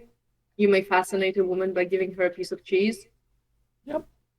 I've just been given a piece of cheese. I am fascinated. I am also fascinated by the fact that you've been given a piece of cheese. And also, where's my cheese?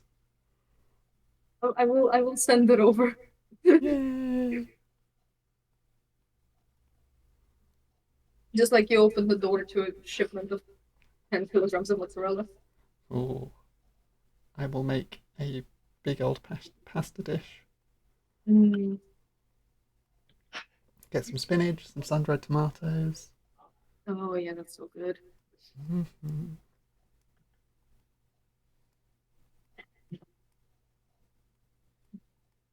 I need to get the microphone further away from the kitchen and closer to me, because there are sizzling things there. But what if I want to hear sizzling things and make me hungry? I apologize. I hope you did you have breakfast? Did you manage? Yeah, I have eaten something today, so we are Okay, good. that's good. That's a good start.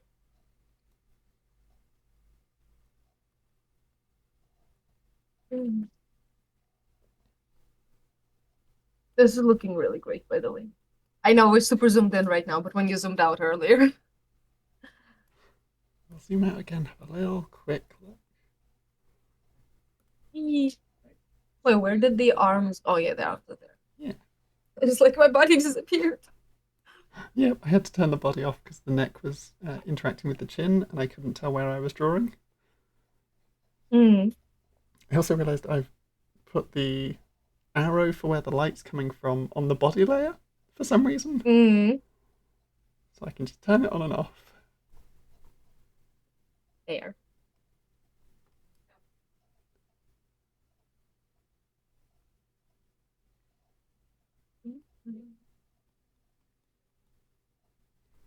We get to do lovely cell shading. But then drawing the cell shading by hand because I like being awkward.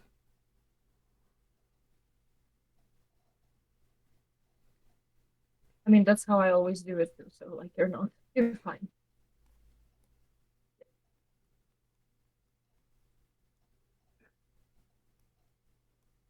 Yeah, there's definitely a level of like, there's easier ways to do it.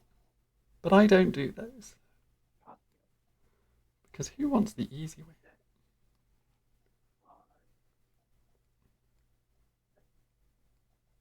We don't want the easy way. Me then suddenly realizing that I'm doing a different shade to on the neck. So I'm gonna have to change this. And then also suddenly realizing that I didn't set up shade layers. So I'm just doing all the shading on the same base color layer. Which is fine. That's fine. As long as like, you know, you're not overlapping with the line art. You're fine. Everything is okay. Yeah. I definitely am overlapping with the line art. I'm just being very lazy with my layers. Grab that one.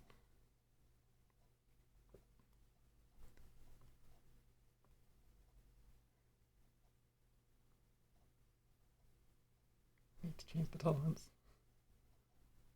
Um,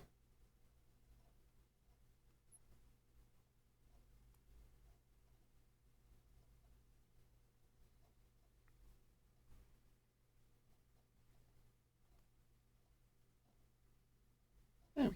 That's better.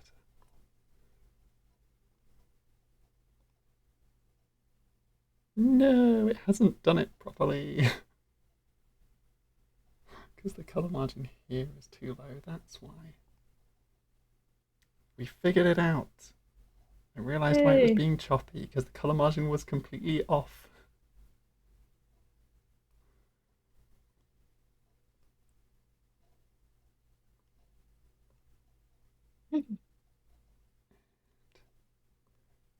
That bit. And fill. And grab that bit. And fill.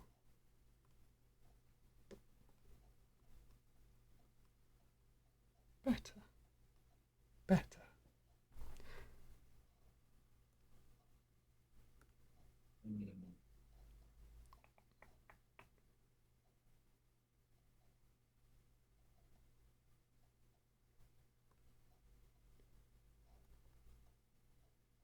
Oh no. I need an extra layer, but I have not named them, so I need to have a horrible clicking noise here for a second, where I attach the keyboard back to my drawing tablet. I And then mess up my space on my desk all over the place. It's okay. It happens. I'm just deafening my audience, it's fine. The audience must understand the things you have to do for art. Things I must do for my art is destroy your earbuds. I apologise. We need a head layer, and then we need a face layer. Although in all honesty, it shouldn't be a face layer. It should be...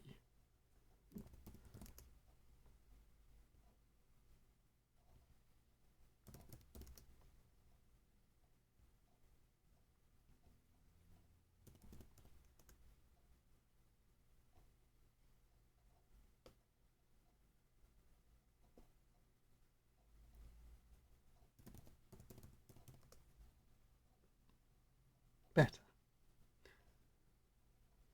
And then I can disconnect my keyboard again. Hopefully not have a horrible clicking noise. The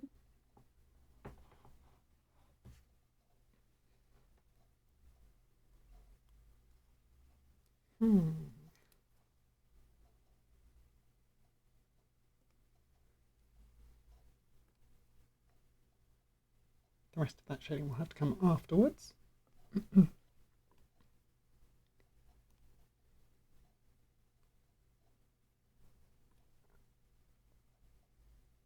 So, winking face. Do you want like a smirky smile or just like a little happy smile? Just a soft little smile. Just, one of those like anime mouths that is just a line.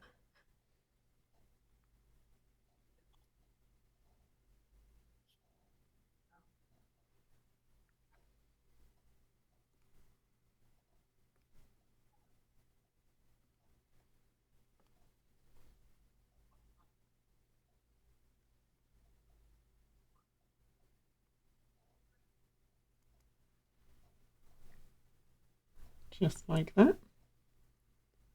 Yeah, that's perfect. Perfect. And then do we want Meanwhile, oh, sorry. the anime line nose? Yeah. Or what I did earlier where I did like a slight upturn. Because I just randomly drew that in the... Yeah, no, the turn is good. It feels more stylized.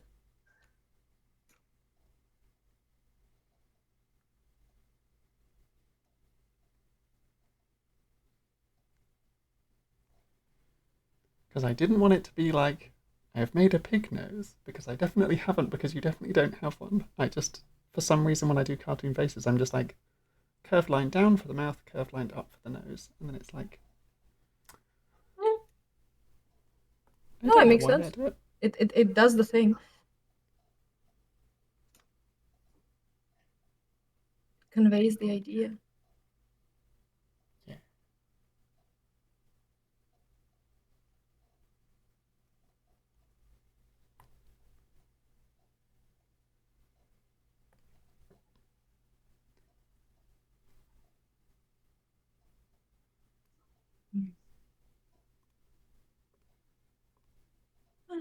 Meanwhile, I'm out here making making a PowerPoint about Slavic deities because I have another one of those PowerPoint nights coming up, and Ooh, I decided to finally make something educational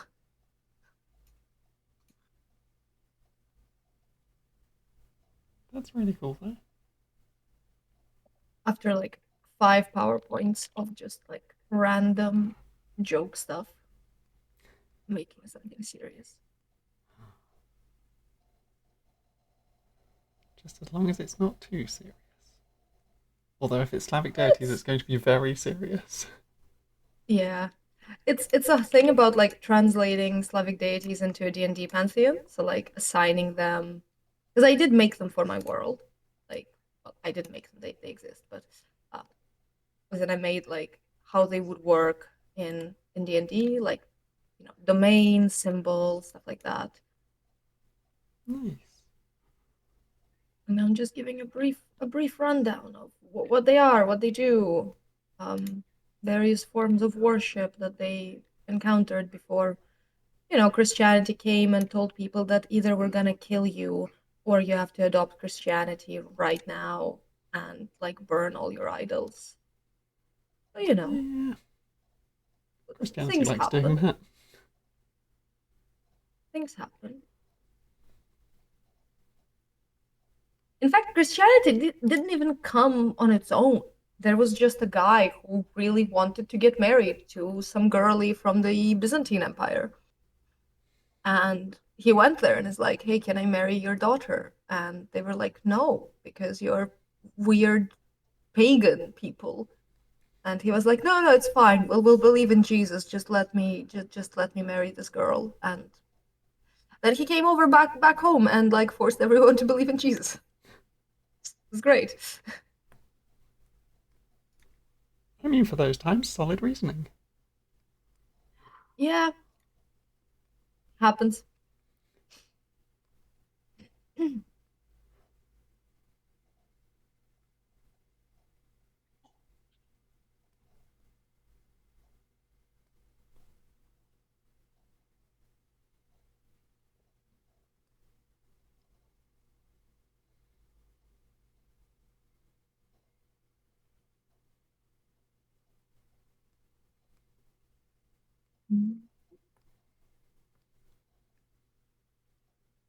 Um,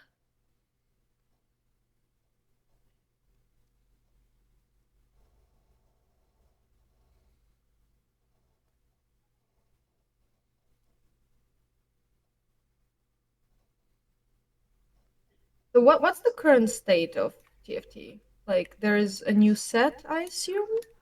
Um, so we've been on the same set for a little while, but there Mm-hmm. should be something new coming up. Nice. So by the time we end up actually streaming, hopefully we can time it with a new set coming out. Hey, nice. Or at least I will That try and sounds time it good with a to new me. set coming out. Because I think it is some point. Actually, I will have a quick look. I think it's sometime in March, but I'm not 100%. Mm. Um,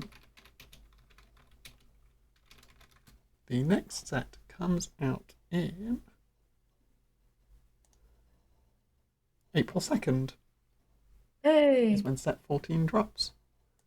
And I have no idea what's in it because I have looked. I never look into what is happening with TFT. I just kind of log in one day and it's all different, and I'm like, ooh, time to try some new stuff. Yes. And it often takes me a while to be like,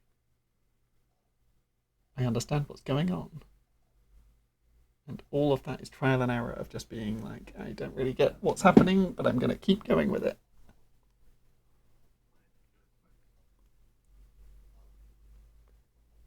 That's me in basically every game. Just fake it till you make it. Yeah.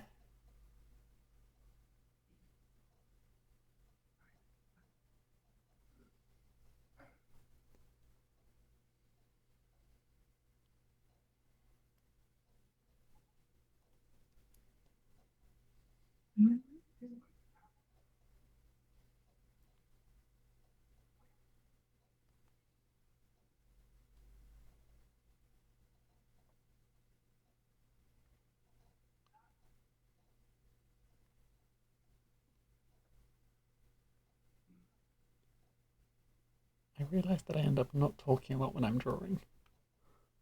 That's fair. Um, let me come up with something. Attempting to be entertaining.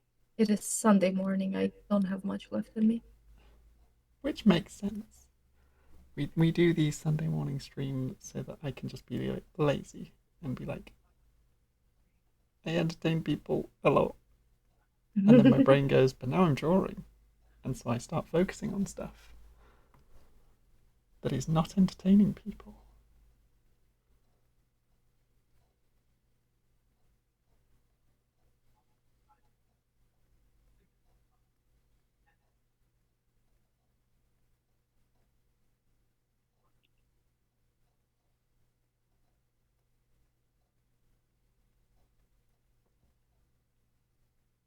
There we go. Using a blend tool to try and get a better effect on an eye. Mhm.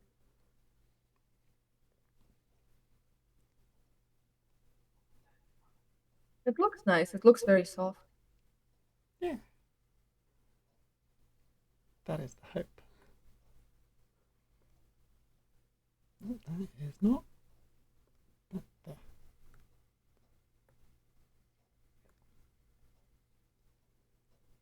Me then suddenly realizing that I didn't do. I just jumped straight into doing an iris and pupil Hmm. with no actual white to the eye. I mean, it can always be carved around. I find it easier to do the iris first, just because it's a lot of blending. It's a lot of trying to make it look good.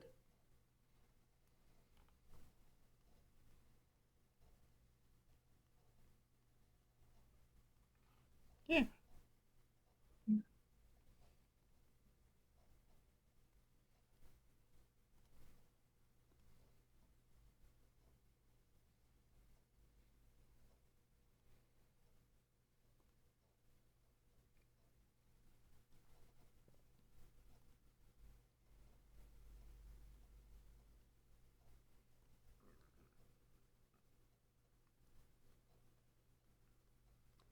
But yeah, so have you had any champions in TFT that you, or not, any champions in League that you've been Hmm. playing recently?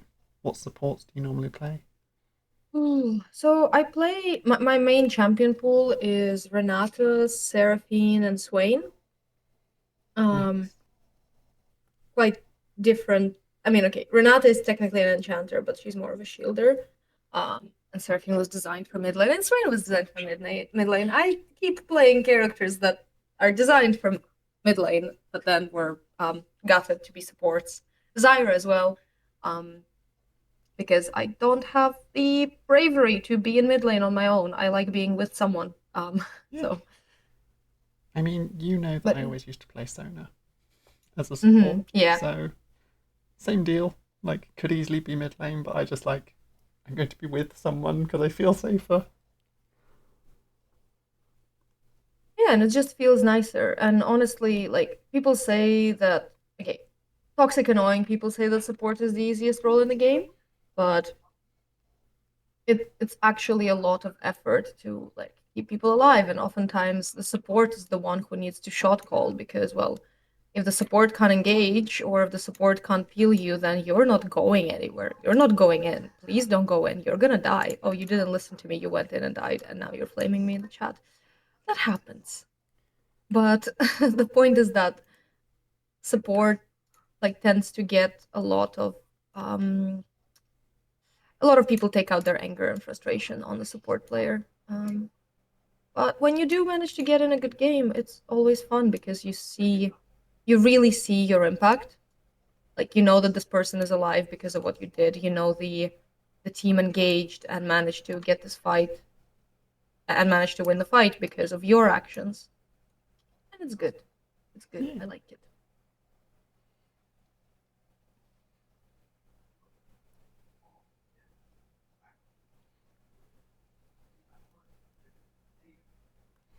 No, yeah, it's always good fun to be like, I actually impacted the team and it all worked. Hmm. Like it comes with its own set of frustrations, but when people are nice, it's like, yay, I did the thing and people recognized it and everyone enjoyed it. Yeah.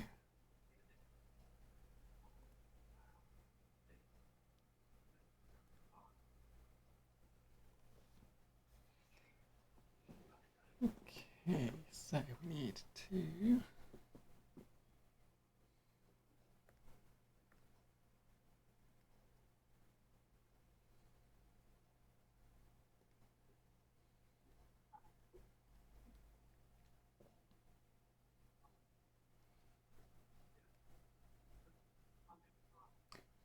Me being like, I should get a thinner brush for this, and then realizing that I jumped from 15 to 6 and have been using 6 for the entire eye.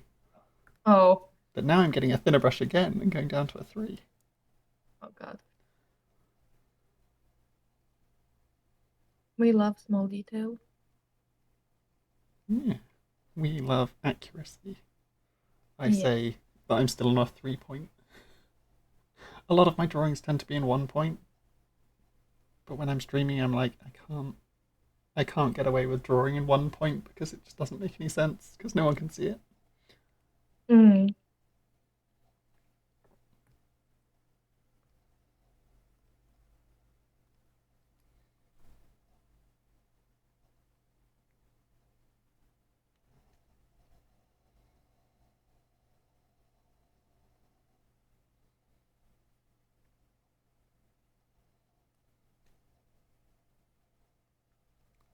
So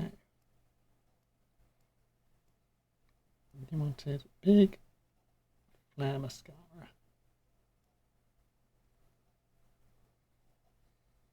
Yay, eyeliner. Yeah.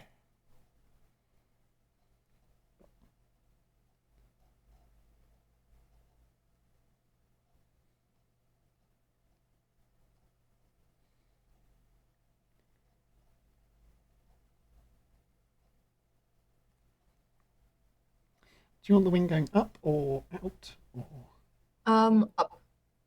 So like just like in the reference. I will quickly grab the reference back up.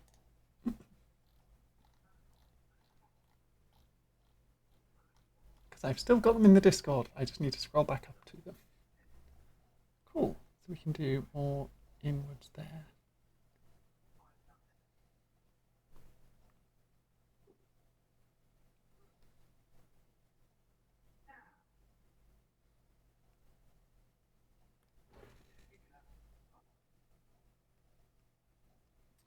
Like that. Mm, hold on. Yeah, that's perfect. Cool.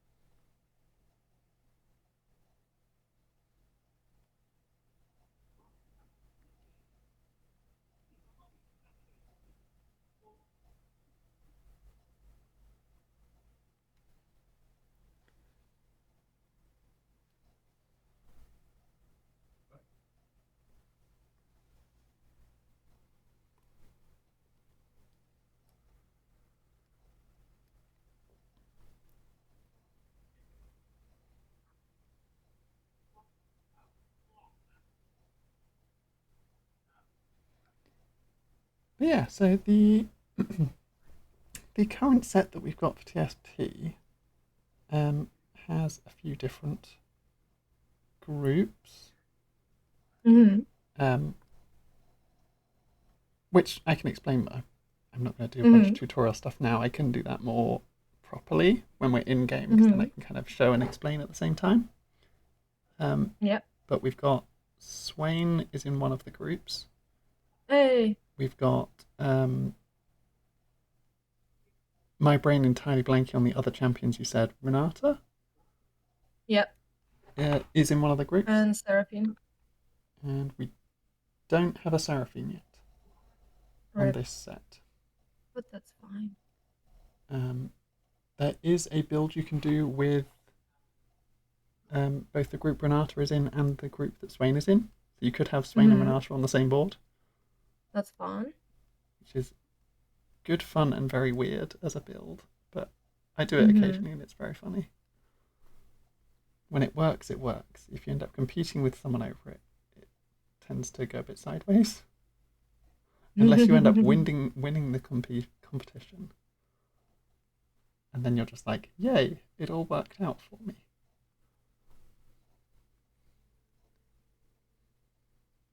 Well, whenever I played, I was always the last one to pick on the wheel of whatever it is.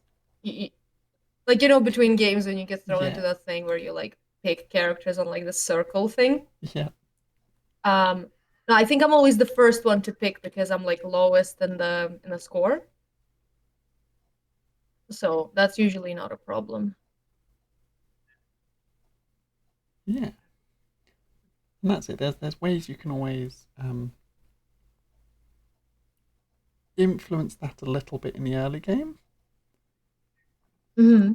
and that's hopefully something I'll be able to show off and teach you a little bit of like there's little tricks that people do to win the early game so that they don't have to pick on the roulette. But then when you get Hmm. to like the second roulette, if you've been winning really hard in the early game and then you just save up all your coins, you then end up Hmm. being lower by the time the second roulette comes around. I see. There's weird little niches and gaps that you can choose and lanes that you can go down where you take advantage of different timings. Hmm. And then I obviously there's see. a luck element to it because it's do the things you want from the shop come up?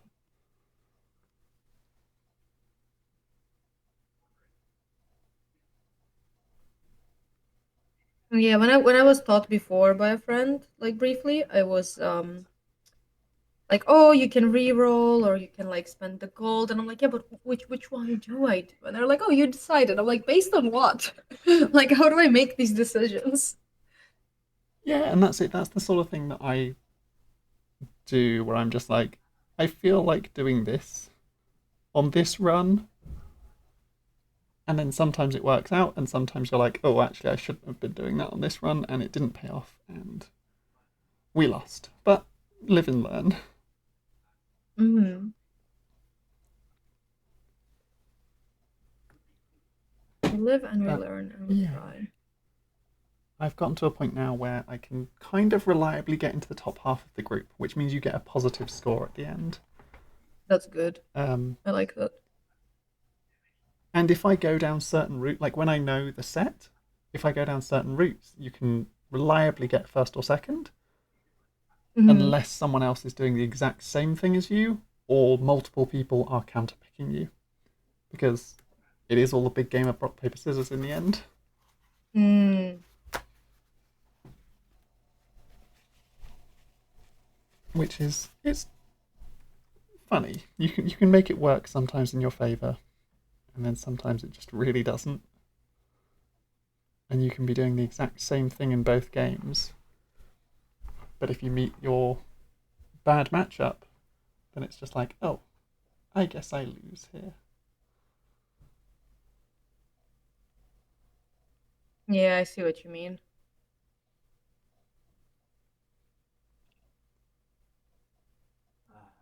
This is the Like, I part. didn't even know there are like things that counter each other. Like obviously in League you have like counter picks and champions that like basically make the game impossible for the other person to play if you pick them. But I didn't know that that's also how it works in TFT. That's interesting. Yeah, so it's less specific champions and more like if you've got a team that is building um, like brawlers, they will all be health Mm-hmm. based, and so your Mm-hmm. buff that you'll get for having a lot of brawlers will be your team gets more HP, Mm-hmm. and that's all well and good unless the opponent is also just going like ambushers, in which case they get maximum critical strike bonuses. And so Mm-hmm. it's like, oh yeah, I might have like double, triple health on all my heroes, but they're not doing as much damage, and they're just dying because they're all getting critical strike on every single hit because I have no armor or magic resistance Mm-hmm. and things like that. But I if we end see. up waiting until April to do our TFT stream, then we'll be going in with a new set, in which case I will have no idea what's going on or which ones counterpick each other, and I'll kind of have to learn on the fly, And which that will some be might be fun super because then obvious. we'll both be learning and I will feel a Yeah, little bit less stupid. but yeah, some might be like real obvious, and you'll probably pick up on some. You'll probably be like, oh, okay, so this group does this, then we probably don't want that. Mm-hmm. Um, and some might just be like, I have no idea what this group is even trying to do. I do not get it. Because we've got a couple of those in this current set where it's like one of the achievements at the moment is to do 7 Academy, which is one of the groups. Mm-hmm. Um, and as far as I can tell, all Academy does is gets you some free items. Mm-hmm. There's like little bits of like they get an armor bonus, but because they're all different classes and different styles of play for each of the Academy units, it's very much a you just get random stuff, and unless you pair it up nicely with another other group, the Academy units themselves aren't great. So it Mm, becomes very I see what you difficult. mean. Yeah, it becomes very difficult to win rounds reliably with Academy unless you have a good matchup with the other thing that you're trying to do. I see. And then the achievement is to maximize Academy. So it's just like, oh, how do I do that? Because whenever I try, I lose. Yeah, it's like, oh, you have to play super suboptimally for a brownie point of an achievement. Yeah, and it very much is because I finished uh, the ranking to get all the stuff in TFT, Mm-hmm. um, and it's very much a you get like a couple of gems for doing your achievements now because you've completed the entire path. Mm-hmm. So it very much is just brownie points at this point for the last few achievements, but I still want to get them if I can. Yeah. I have no idea if that eye works well or not. That I translates think to it looks good. good. Then that's what we matter. Then we jump back over here and we grab that colour. And then back down to that layer.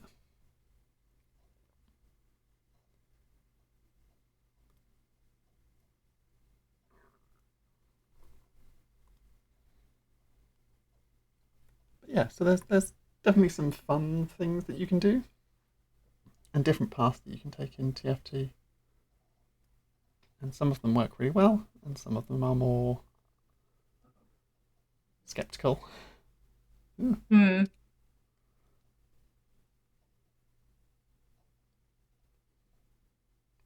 but it's fun, and that's it. We'll be playing to have fun, not to try and be super competitive. But if I can teach you some stuff that becomes useful, then it's all good. Mm-hmm. No, I'm excited. It's gonna be good.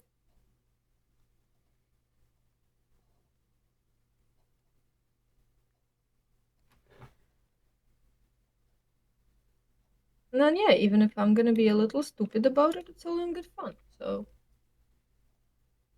all is well. Yeah. This is the point where I realise, because I haven't done the front hair layers, I'm just drawing a bald you. That You're, that's fine. you're That just is bald at the fine. moment. It's It's all a good. process. And also very Rayman-esque, where you're just floating limbs. Again, it's tr trust the process. Exactly. Because now we can move on to some of the front hair layers.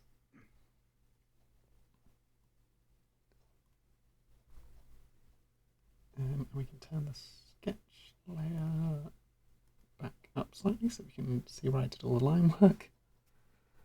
And make sure that one of my screens doesn't turn off. Because every so often it's like, you haven't done anything. Sleep time. And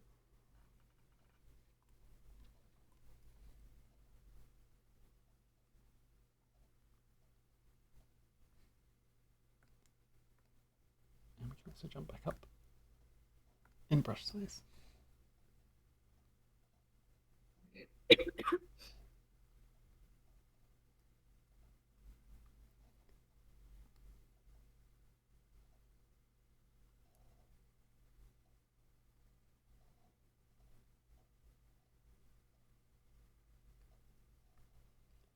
And this is where we use the hiding all the details section.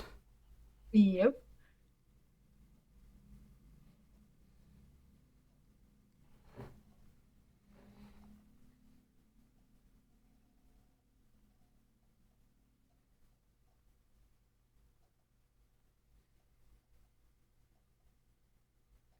But yeah, so have you been drawing? I saw your drawing of the D&D characters in modern style clothing, and I loved it. Thank Um, you. I've fixed my tablet, so I started doing it in a digital form finally. yeah, But it is a struggle, and I didn't have. I mean, it's very very fun. Glad to be back at drawing, but didn't have much time. Like I did a bit on Monday, Tuesday, and then the rest of the week was a bit of a mess. I got to do a little bit yesterday because, well, my friends were here, like the people whose the characters are of. yeah, So I got to actually like have real time fixings. Basically what we're doing right now. Like, oh, do you like this? Do you like that? Do you like this color?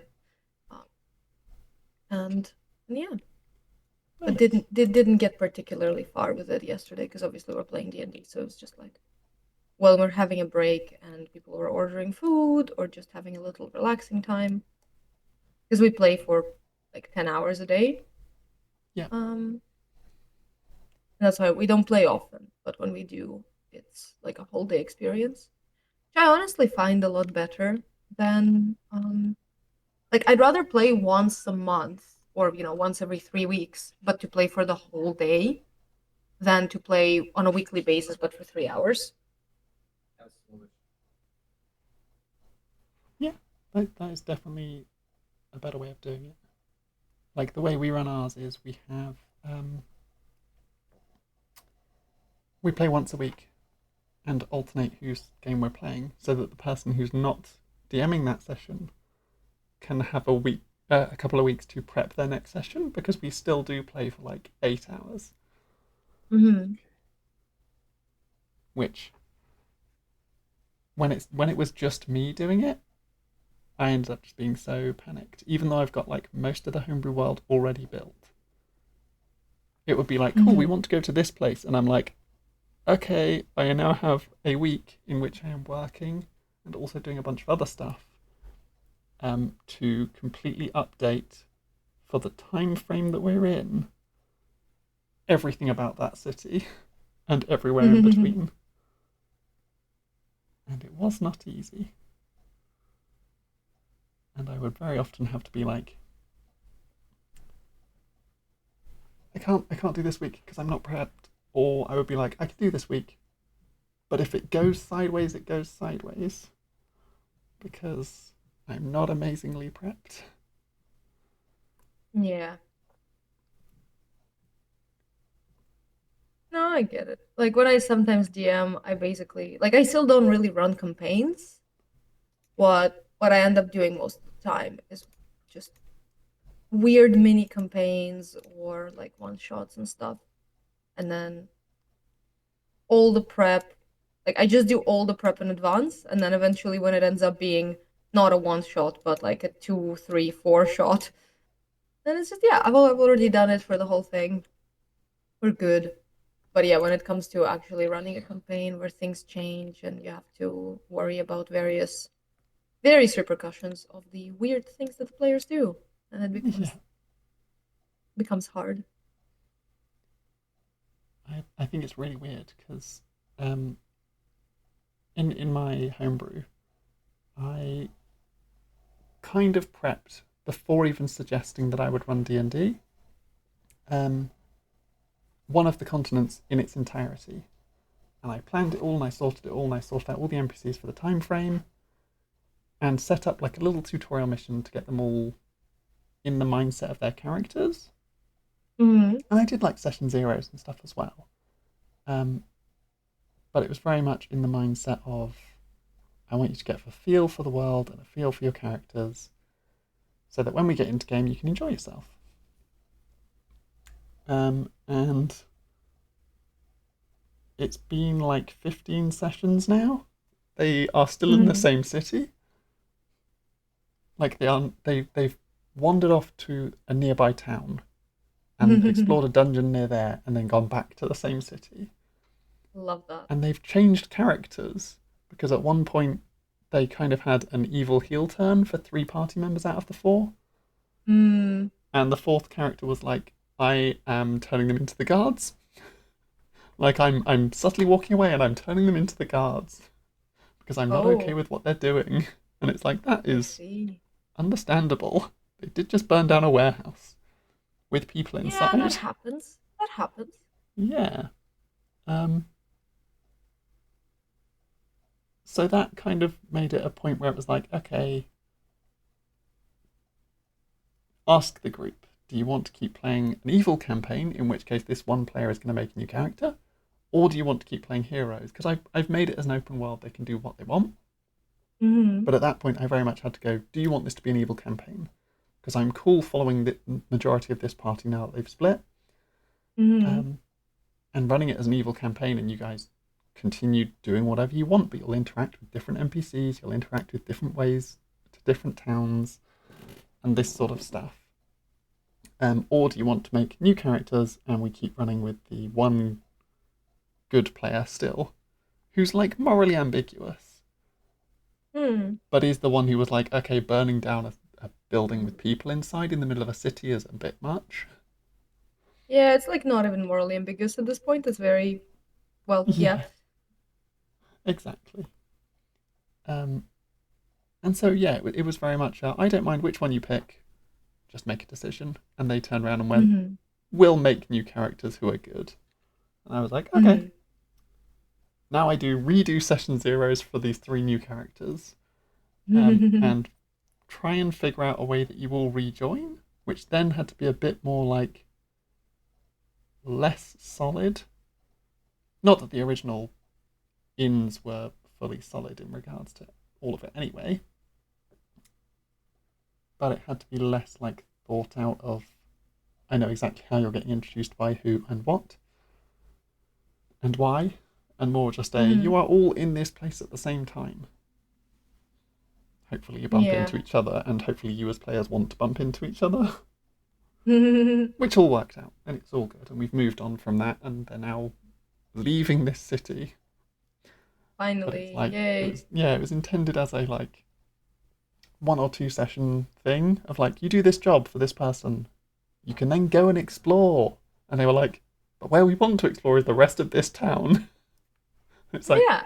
okay, you can do what you want. I'm fine with this. It meant that I didn't have to do prep for ages. But yeah, it was good fun. And I do Yeah. still enjoy it. But now they're leaving for different places, and I'm like, oh god, I need to re prep new continents. And do I do the whole continent, or do I try and guide them in a direction a bit more. Because obviously I don't want to actually railroad Sometimes the people, players but will encounter the things you've prepped. yeah, Like I haven't had to do this much, but sort of. Because again, I didn't really do campaigns, but when I did a mini campaign, it was like in the frozen north and stuff like that.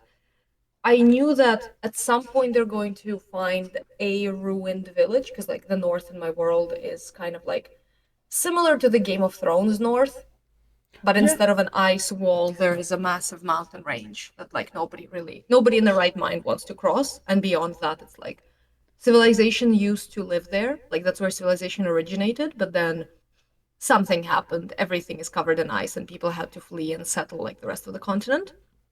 It used to be a green paradise, blah blah. So I knew that at some point they will encounter a ruined town in which they will find a map that will help them get to where they're going.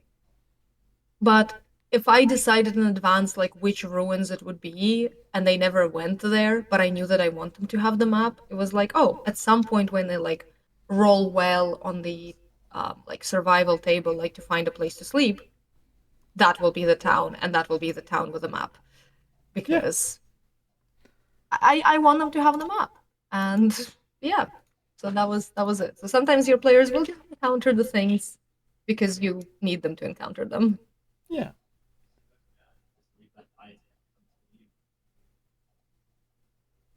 and that's it. My original plot point was the headmistress of a wizarding college is Mm-hmm. an avid artifact collector. And so the tutorial bit was she wants you to collect artifacts, and she's just hiring loads of random people to collect artifacts for her and just throwing them into teams of like, you are a team of explorers, go find me this stuff Mm-hmm. and bring Yeah. it back to me. And that was the tutorial, was just like, she's throwing you all together and wants you to find stuff. It is entirely up to you about how you want to go about it. Um, Mm-hmm. and they managed to find they went to a trinket seller who did not know that he had this item, but it's an orb of navigation where Mm, you that's ask it fun. like you picture a thing and you swirl it and it points in a direction to the nearest Nice. option of that thing. So it's like a locate object, Yeah, it's locate like locate creature object spell one. all Yeah. in one orb, but it's got like a twice per day use. Not that they ever used it more than twice a day. Mm-hmm. And yeah, they just used that to find relics and find the nearest one, and then it led them into an underground cave system underneath the city, full of horrible wolf ant monsters. Wolf ant. What the fuck is that? How does that work? So picture a direwolf. So sorry. No, that's picture a direwolf that is actually just a big ant with fur. So it's got the stats of a direwolf that have been altered to have like venom, Mm-hmm. and then it looks like a giant ant. And they also just have like a big hive mind symbiote thing going on because it's an ant hive. So they all telepathically communicate with each other. Mm. I I am terrified. Yeah. That is horrible. As in, So it's really, really cool, but that is horrible. yeah, I made them very because I literally started by going, there is stuff in the world that you cannot handle. You are level one, you are starting at level one. Ooh, When you yeah. finish your um like player session zero missions, I leveled them all up to level two. Mm-hmm. When they finished the tutorial, I was going to level them to three. This was the Mm-hmm. tutorial, so they were all level two characters. Um, and for some reason, they decided that we're going to go into this giant ant hill, find that there's ants, and cast Thunder Wave. And it's Mm. like, okay, they are very sound sensitive, so it does extra damage to the ones that you hit. But you've now just let all of them know where you are and that you're a problem. So then just hundreds of these giant ant wolves come out of the walls, and they ran for it reasonably, and it's like, yeah, good, because otherwise you would have all died there. Yeah. Listen, it's good when players clock that, hey, maybe we shouldn't be doing this thing, because that never happens to our group. We just challenge whatever it is and tend to come out victorious, but I know that one day it's gonna come back and bite us in the behind because yeah. Yeah, and that's There it. was one There's time a friend of ours was running like a one shot type of thing, and the premise was that you are on a skyship because his world was a lot more like advanced, very, kind of Eberron in a sense. You're yeah, on a skyship, you are traveling, the skyship get attacked by pirates. And the premise was that we should be kidnapped by the pirates, like taken hostage. And then the actual one shot that we're going to be playing is going to be kind of a jailbreak, get out of our cells, sneakily knock out the guards, stuff like that. And like all of our stuff should be like stripped off. So we need to. Well, I was playing a monk, so losing my gear is not a problem. But for the rest of them, like, their magical focuses were taken, their weapons were taken, and we need to kind of like drop down from level 5 back to kind of level 1 because we can't do anything and just find all of our stuff and escape and also save the other hostages who are just commoners. yeah. Yeah, well, we never got to that part because when we were attacked by these super powerful pirates that were supposed to just knock us out in one turn, we fought back for about 6 turns. My character, again, monk, Aarakocra, ended up flying up straight to the pirate captain and punching them in the, private area. Um, and yeah, we were just like wiping the floor with these pirates until a certain point where the DM was like, no, okay, they get reinforcements and you actually finally get taken hostage. But at that point, we've been playing for like 6 hours and he just gave up on running the rest of the thing. Like you get taken hostage, and that's where the one shot ends. Good job. Yeah, we wanted to do the actual like jailbreak part, but we never got to it because one of the players doesn't live in London anymore, so he Hmm. was only visiting briefly, so we couldn't actually continue the thing. But it's really fun. Like sometimes players don't understand that this is supposed to be an impossible hurdle, and they will carry on fighting, or Yeah, challenging, or hiding, or whatever the premise is. exactly. And that's it. Hex Karma just pointed out they joined for as a guest character in my D&D game. Aww. I made them a little homebrew Triton variant where they were a Mm. little axolotl. Oh, that's so cute. Yeah, a little. So there's a I don't remember the exact name of them, but there's a type of axolotl where they glow in the dark. Mm. So they're like, if they're in the light, they appear just kind of like a slightly grey axolotl. But you shine the Mm. UV on them, or they go into dark spaces, and they just like glow Oh, bright blue from the inside. Which I sounds love awesome that. and slightly horrific. But they were just like a little guy who was just like, I'm just a warlock of a sea god. Don't mind me. Oh. I'm just here to explore the land. And then that's the session where the party um, found a warehouse that was potentially filled with cultists. So they burnt it to the ground before going in and like they went in and tried to question people, but they just like strode in and were like, "We're here to look for cult." Like I don't even think they even said we're here to look for cultists. They just strode in and accused the people who worked in this factory of being cultists and I like see. tried to push I past see. them and tried to break in, and the people there would like get out. So they started a fight with them and killed them all because they were just citizens. Oh my god. Yeah, and then to cover it up, they set fire to the warehouse, and that's yeah. That was Hexcar's experience of my campaign. Was just I've just come to shore to explore the land people. Okay, land people are crazy. I'm going back to the sea. I don't like it I here. love People are that. scary. Land people are evil. Yeah, I'm gonna tell my Land soldier people that are they should evil. drown them all. That's yeah, average D&D experience. Yeah, Uh, yeah. There's some weird stuff that happens in my game. Like as level fours, they went and interacted with a ancient white dragon. mm, Yep, happens.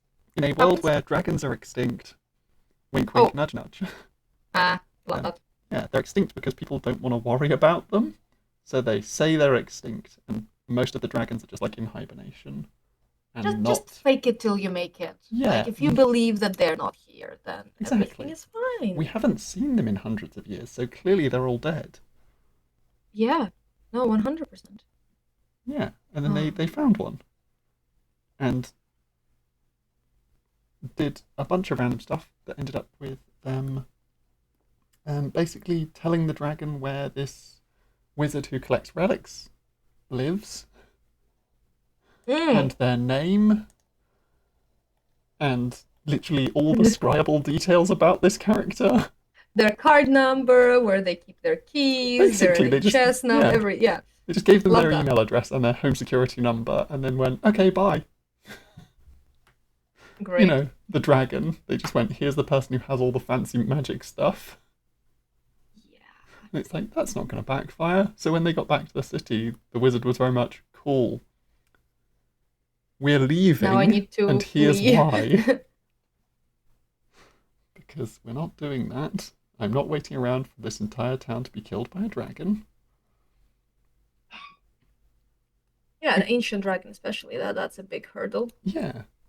And while they're an incredibly powerful wizard, they don't want to deal with an ancient dragon.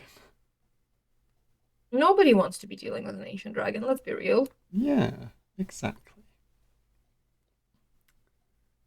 So it was very much a case of the good part was that they had contact details for a diviner who has um, basically contact with almost everybody in world. Mm-hmm.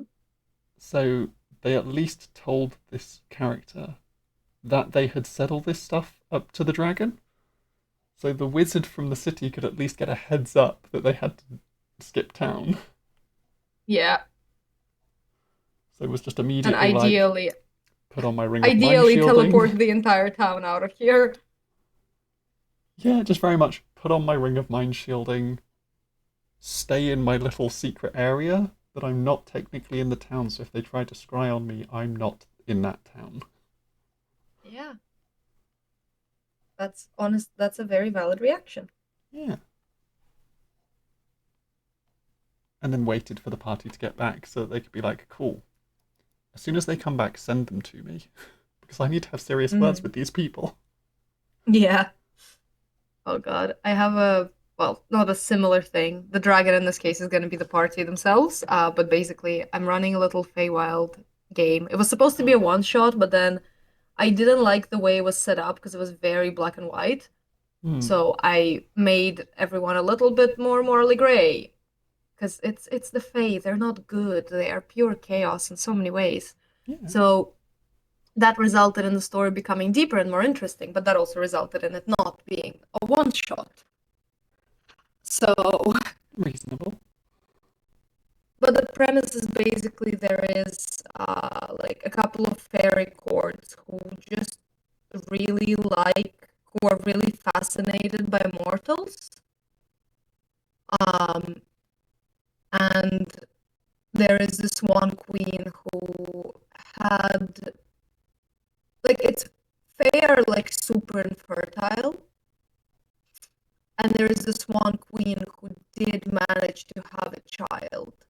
And it was like a huge honor. And she was like named like the Great Mother because it was the first time. And there's no time in the Feywild, but it was the first time in a very long time that it happened. And it basically became part of her title. And then her child died due to some tragedy. But she didn't want to like lose the honor of being a mother. So she basically contracted a wizard from the prime material plane to steal children for her from, the real world. Yeah. And the game starts with them being at like a little festival, a little local kind of, tiny town, small festival, and there's this wizard who is really bad at doing stage tricks. And during these like stage tricks, he accidentally teleports like one of the volunteers who is a little girl, just teleports her out. And then he asks the party to then like the party themselves like straight up and they're like, we know that what just happened was not a parlor trick. Like we need to save this child. because one of them recognized the runes, and the wizard was like, yeah, I don't know what happened, this was an accident, like please, like they're gonna kill me if I don't return the girl, like can you're gonna be the second volunteers and I'm gonna send you in as like part of the trick. Yep. And because time passes differently in a Feywild, like in theory, in the real world, it's only gonna be a couple of minutes. So he sends them after her, and now they're dealing with the whole thing of like trying to save her from the Fey court, and the Fey Queen says that she will give them back the girl. Google, stop. That they will like that she will give them back the girl if they do like a quest for her. And they still to this day don't know, because we've played 2 sessions, they still don't know that the wizard did not make an accident. That it was not a mistake, that the wizard is evil and Fully works directly for the intentional. Fairy Queen. Yeah.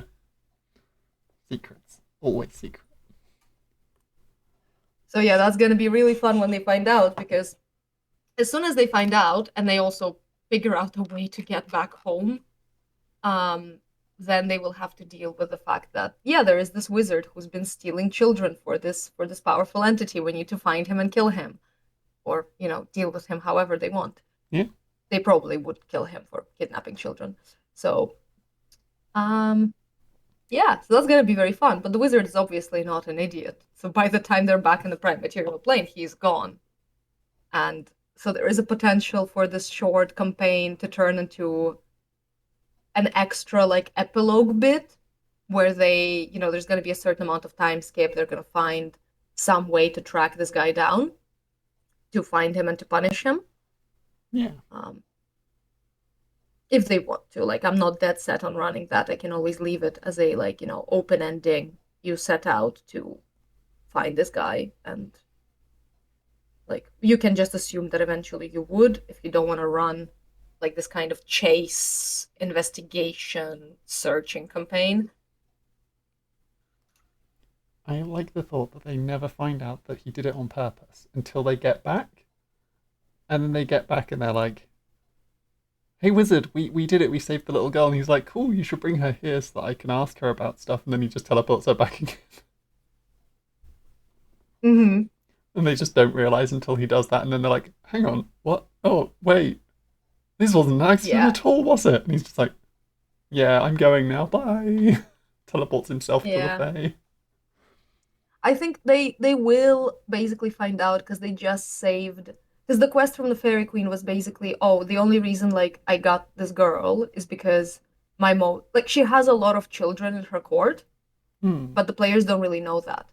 But they know for a fact that she used to have one who was like her bard, who is like a 16-year-old boy who was recently stolen from her by another fairy court, by a court of hags. So they're currently like in the process of saving him. We ended last session with them basically like breaking the chain on him, but the hags noticed, so there's going to be a battle. Um, and they will find out from the boy, from the bard, because when the children are in the court of the fairy queen, they are under like a bunch of spells to kind of, high level charm person to like forget what they are. Everything is great here. But since the boy was kidnapped by the hags find entertainment in being cruel. So they lifted that spell. And Yep. he now remembers everything. Like he knows that it was a wizard. He knows what happened. He knows that he doesn't belong here, that he's not the son of the fairy queen. He has a family and a life somewhere, hopefully, that his family is still alive. Because again, time passes differently. Um, so that's like they're gonna find out from the boy that that is the case. Hmm. And yeah, and then there's a great organization called the Lost Children who are basically kicked out, like people who were kidnapped as children lived in the Fairy Queen's court, but then they reached adulthood and they became boring to her. So they're just Yeah. banished.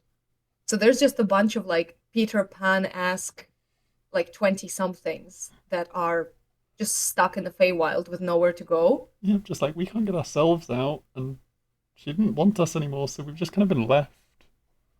Yeah, and We're just like because here. they're still marked as her people, they can't really go into another fairy noble's court because they're forever marked with like this kingdom's insignia and stuff. Hmm. Like their essence is of hers. So they're not allowed to go anywhere else, but they can't go home, so they're just like vibing around in the woods. Yeah, just existing in the outskirts of her court. Like, I guess we live here now. Make do. Yeah. So yeah, it's gonna be a whole thing. And obviously, these players being the players they are, want to save everyone. They don't even know how they're gonna get back because I already established that only Archfey. So like I have several fairy courts that are in there, and only the like king, queen, or the royal can open the portal. Yeah. So, and if they're planning on betraying this woman, who is like the Birch Queen, um, the hags are from the Ash Court, so they know that the Ash King is probably not going to open it for them either. They now have to either like trick someone into doing it, and tricking a Fae is a bit hard, Yeah. or they have to find a neutral court to take them back. Yeah. That's gonna be an interesting section of just like, we have no idea how we're gonna do this. But we need to, so we're gonna try. Yeah, so they have like so many things they want to do. They want to basically get all the children out of there and somehow return home. And it's gonna be fun. I'm excited. It sounds incredibly cool. You'll have to let me know how it all goes. Of course. We're playing next time in like 2 weeks, I think. Yeah, like middle of March, so I'll let you know. Nice.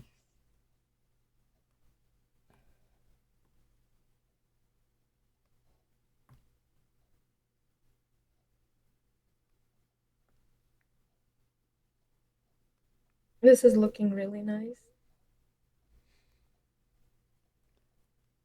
That is the same colour that I just used, I think. But we're getting there.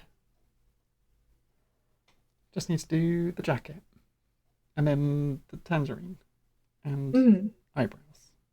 And then other Oh yeah, accessories eyebrows. that you might want. Because we're getting there. So, is that a nice purple for you? Do you like that purple? Yeah, that's perfect.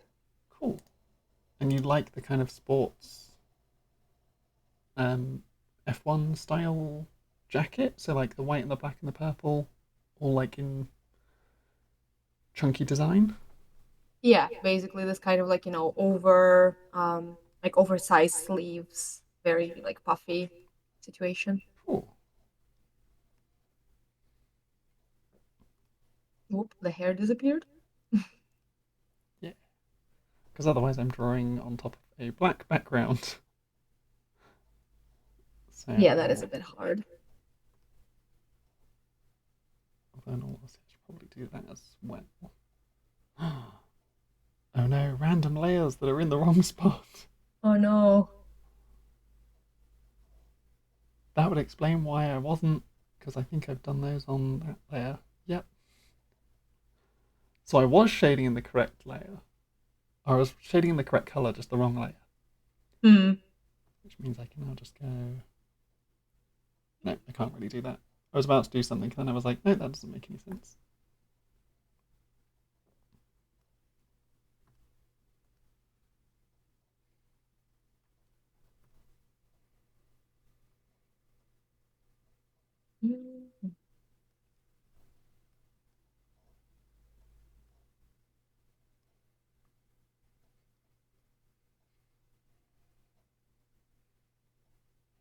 Shading that is all going to be under the jacket, hopefully. Check DMs real quick. I just sent you something. Ooh, more references. Oh, fair. That is fair enough. Well, it has been lovely to have you here. Thank you. Thank you very much. It's been really fun. I really need to go now, but No, that makes sense. My streams do go on for a while. I'm going to keep drawing this, and then I will send it to you when I am all finished with it. yeah, sounds good. Thank you very much. It's been No really problem. nice. And yeah, let me know when you want to schedule the next one and stuff. Definitely. All right. Bye bye. Have a good day. Bye. And that means it is just back to us, chat.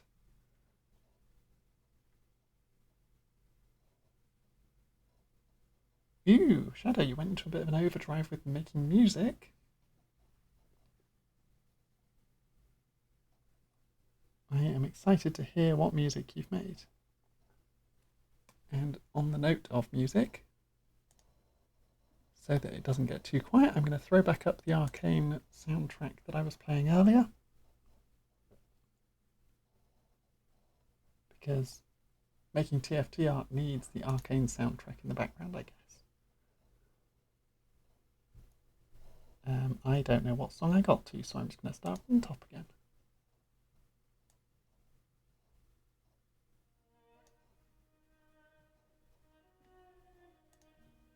Hopefully those sound levels are good.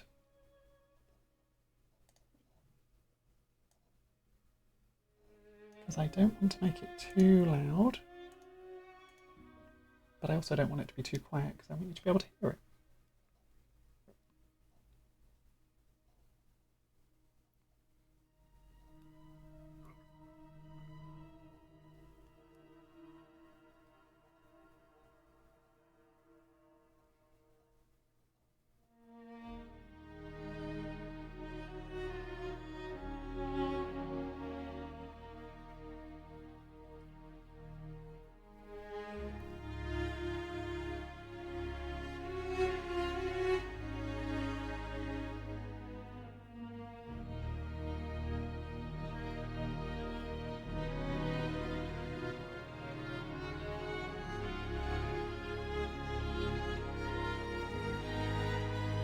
So, some good rain.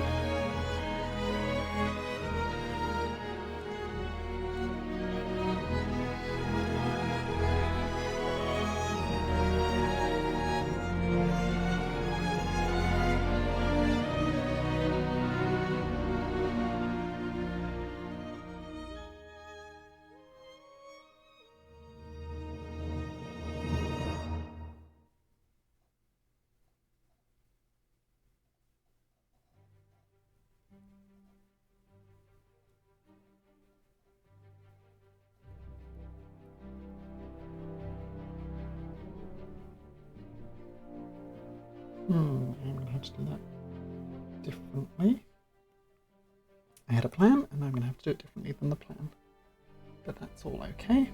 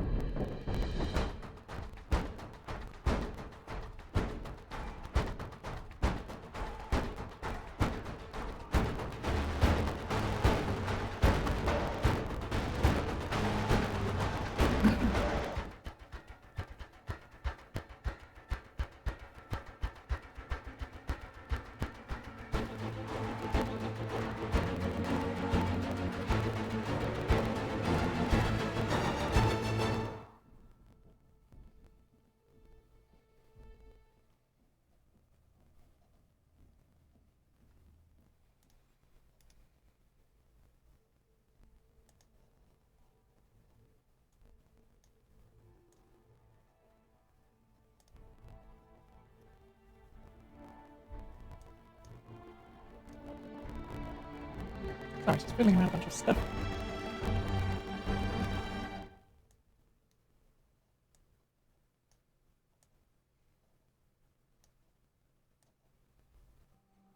Okay.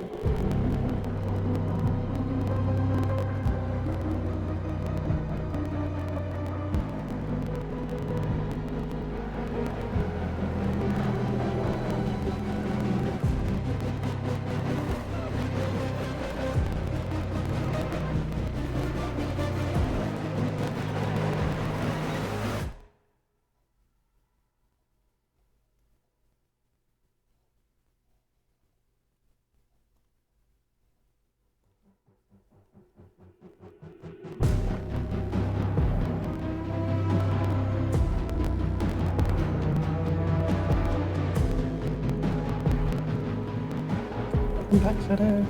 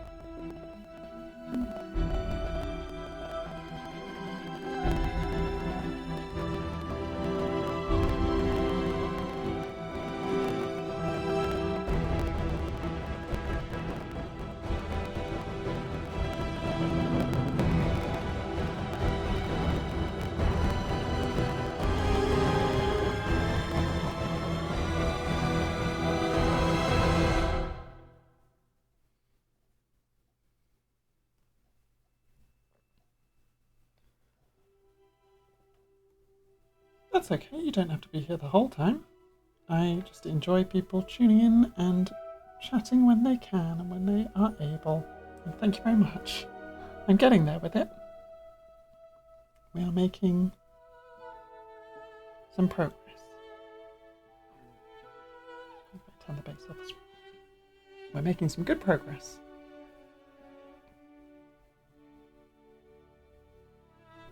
We've still got to finish the jacket and then do like the last few details to the face and a couple of accessories and the tangerine as well. Orange tangerine, some level of boot.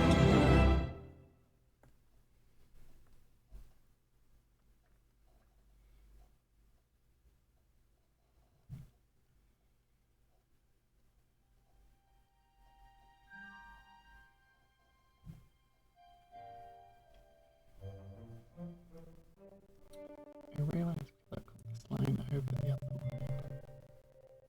that I should just cut it really close. And then just do that line again, because it makes more sense doing it that way.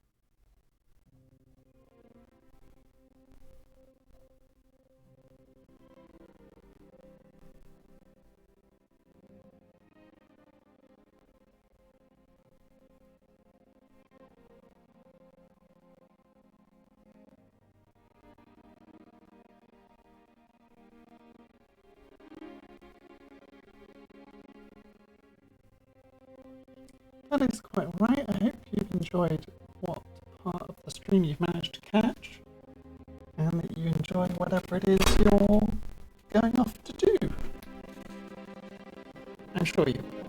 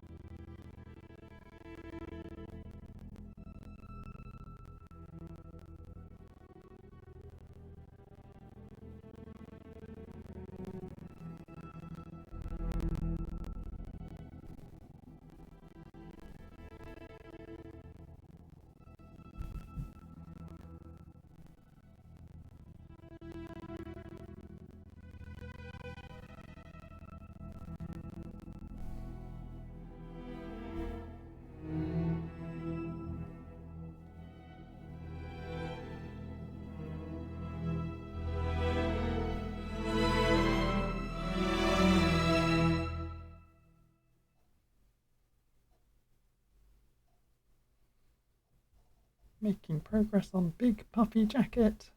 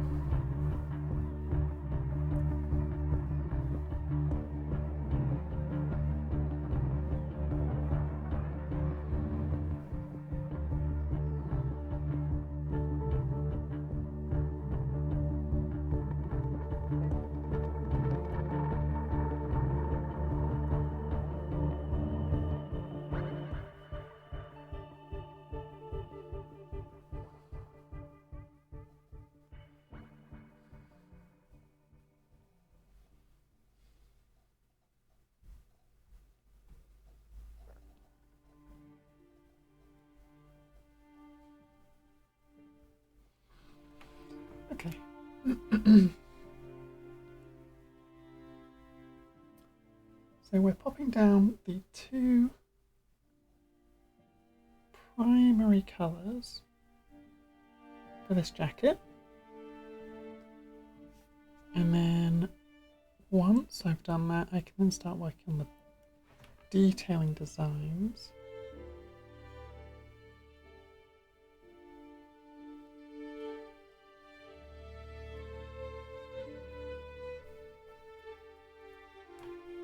Of like making it look a bit more sporty. Because we've got the upper and lower colours. We can turn back on back hairline. And it's looking good so far, but we need more stylized stuff to it.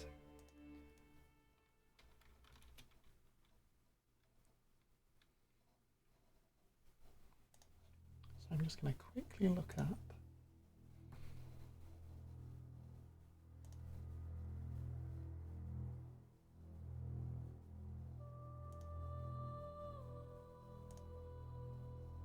some of the stuff that they do.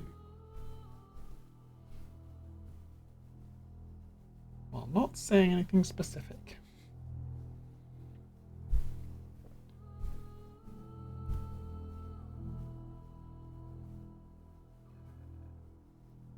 Like if I grab this.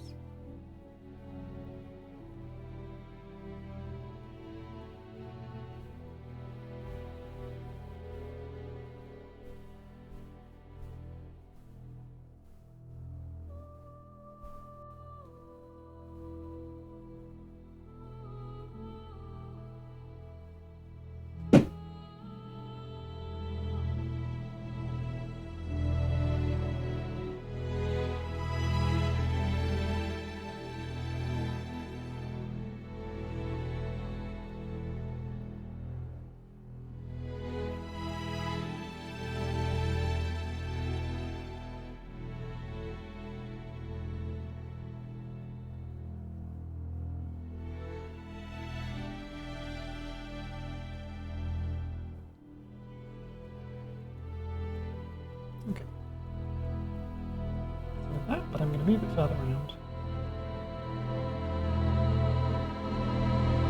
I'll probably just put it in actual white.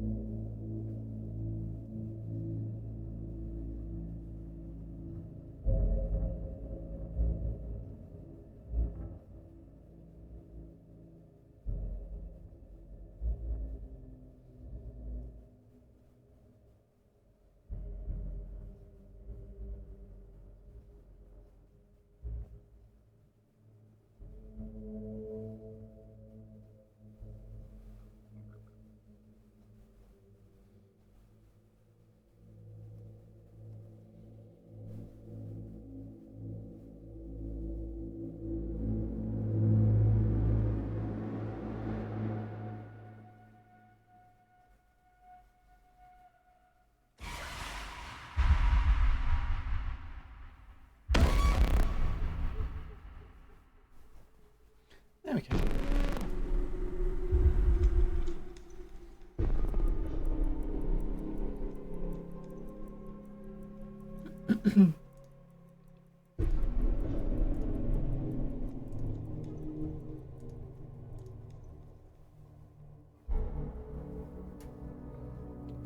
bit more of that yellowy white or other sections. What do we want other bits of detailing?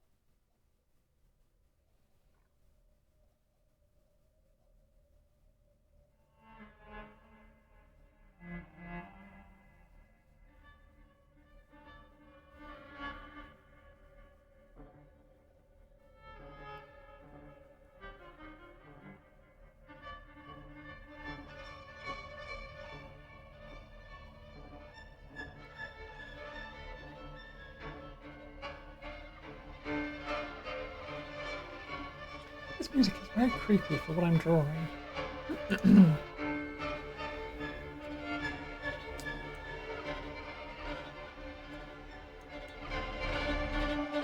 That's not what I meant to do. This is what I meant to do.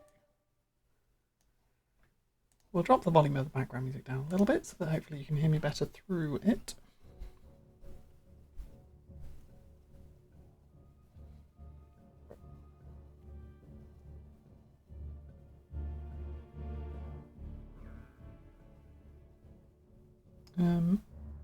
So yeah, the general plan for having Cris back on again is not a fixed set thing, but obviously the idea is to have myself and Cris explore and kind of teach Cris how the TFT setting for League of Legends works. Obviously I'm no expert, as I mentioned before, but I do enjoy TFT, and it means that I do play it quite a bit. So there's a general understanding that Cris, who has never played or even opened TFT before, can hopefully learn something from me teaching her. So from there, I kind of went into well, when I have people on stream, I want them to have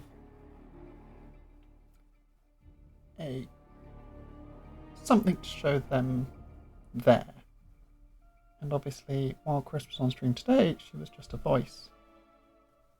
But that's because this stream was to make the visual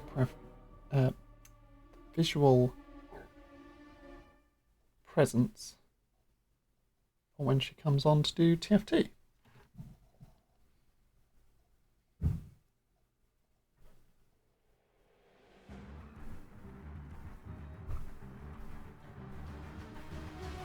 Because when we do TFT stuff, I would love to have something for her to represent when she is here. And I've looked into trying to sort out, like, obviously I can't do a full VTuber setup, because while I know it's possible, it's a lot of work to have multiple VTubers with their own interactive cameras on the same screen at the same time. And I've only just sort of worked out how to do mine a couple of months ago when I started streaming. So setting up another VTuber for someone else on stream to be running at the same time from a different webcam is a lot of work that I don't have the time for. But I do want to do more drawing on my stream. So I thought it would be a good idea to, at the very least, draw a little PNG tuber, as you can see here, who will just be Cris's presence when she comes on to do TFT stuff. Obviously all the references around on the background will be getting rid of, and that lighting area, that's more just a personal direction for me, because when she's then on stream, we can then have the blank background and have her over on the other side of the screen where all my links are, which I mentioned earlier. Sort of like this will probably be her presence, something along that. So you'll see most of the top half of the body. So that's why we're doing so much detailing on the jacket, because obviously you want to get some good detail. And the tangerine in hand wants to be shown off. So that's the general idea.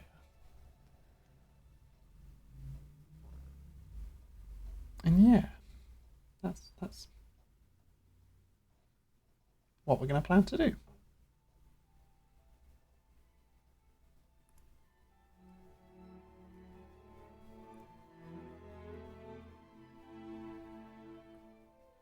And that's why I'm sorry. getting back around to it. That's why I'm drawing this to be a presence.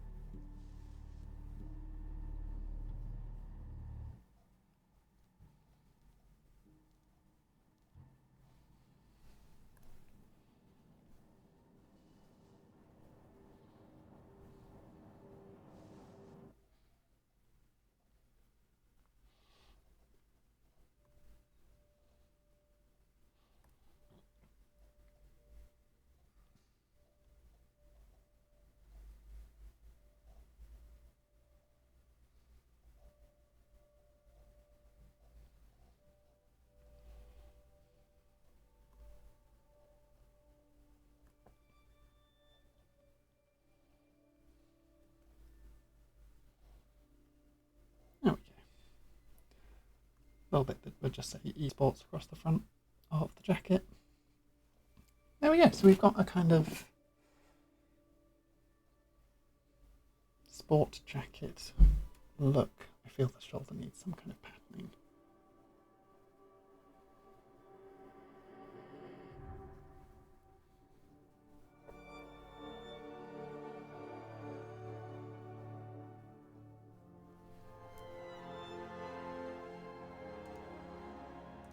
Let's grab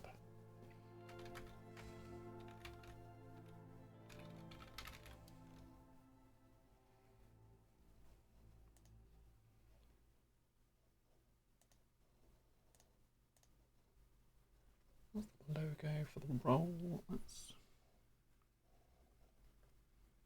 probably nicer if we do that.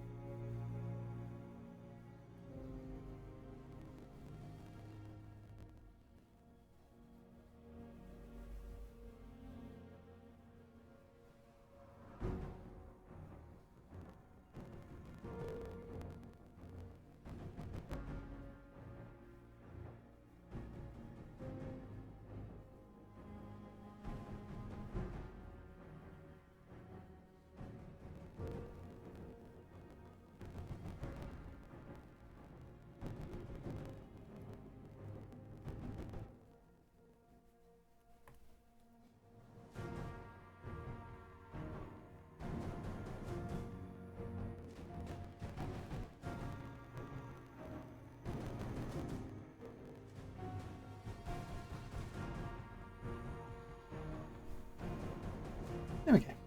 Bit of the support logo on the shoulder. Obviously we go right around the shoulders to the other side, but you only see half of it, so that's fine. Okay. We can jump back into layers. Back over to a higher up layer here.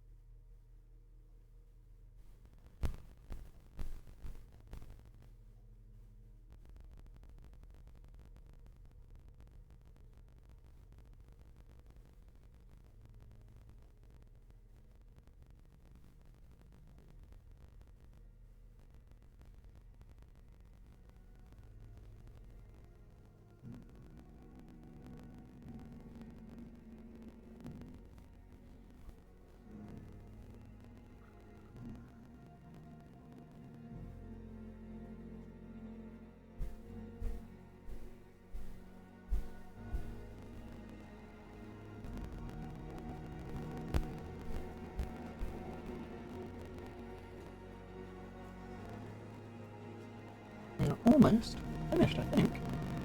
Almost. Not fully, but we're getting there.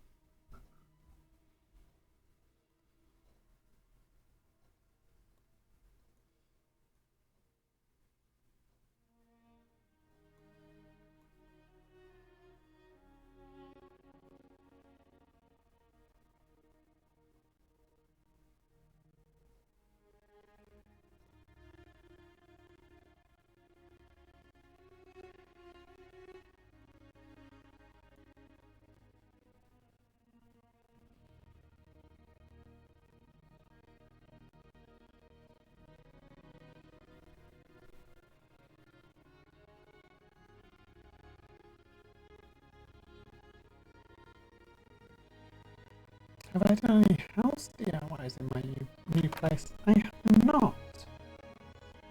I really should. I saw a thing today that I might actually attempt, which was, I mean, yes, I do want to do a big wall mural, but I still can't decide what I want it to be of. My room is still very blank. I haven't even put up posters yet. And I should, because I've been here for almost a year. So I really should get around to putting posters up. But I am also just very indecisive about what to put where and what to do. But the thing that I saw the other day was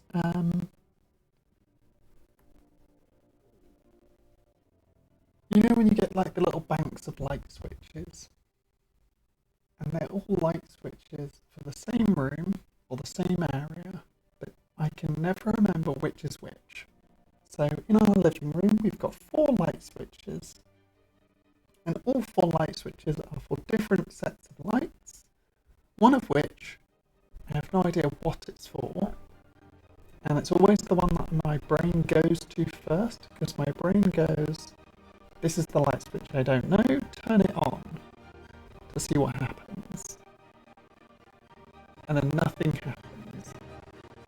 So I don't know if that's like my balcony light or what it is, but it never does anything as far as I can tell, because whenever I need to turn the lights on, the curtains are closed. If it is an outside light or a balcony light, I wouldn't know. But I then go and turn on and off like several other lights. And the thing that I saw was someone had made like little lino stickers that show off what is for what light. So the example that they had was a little bank of lights where one was for a stairwell, one was for an upstairs landing, and one was for a downstairs landing. And obviously the 3 light switches are all next to each other. So they put it so that the upstairs landing light and the downstairs landing light and the stairwell light all had little pictures on the actual switches themselves, so that you could tell what was for what one. And obviously when I saw that, I was like, I know exactly where that would be super useful. Because I have a room in my house where I always get the light switches confused. And so having a little picture on it would just really give away what light switch I'm meant to press. And in doing so, I feel it would save electricity more.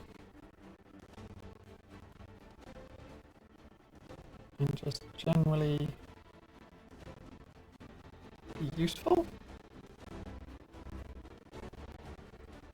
But I haven't got around to doing that yet.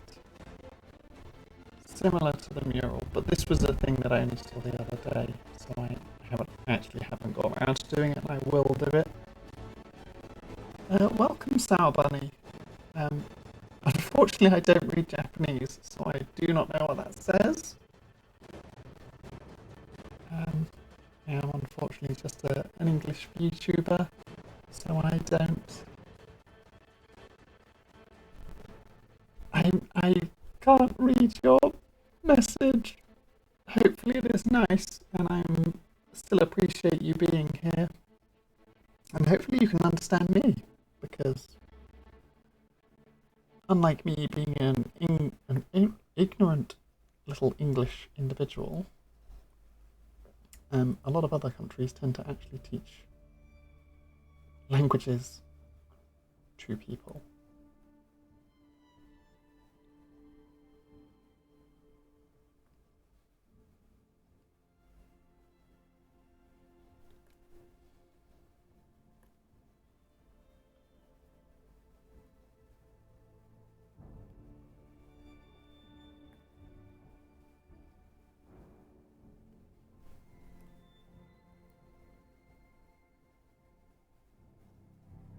But yeah, so I haven't got around to doing my room mural yet because I can't decide on it, and I haven't done any other particular things to the house yet because I wouldn't even know what I want to do. I have ideas and plans, and then my brain just goes, but I can't ruin the flat. I don't want to ruin anything.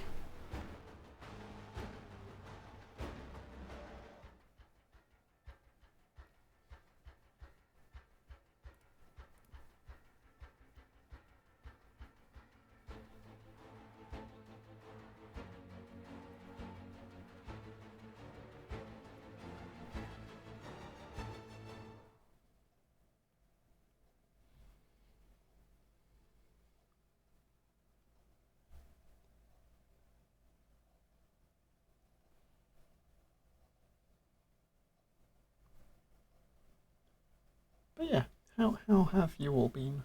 How have you been, Highway Flowers? How have you been, Sour Bunny? How are your days?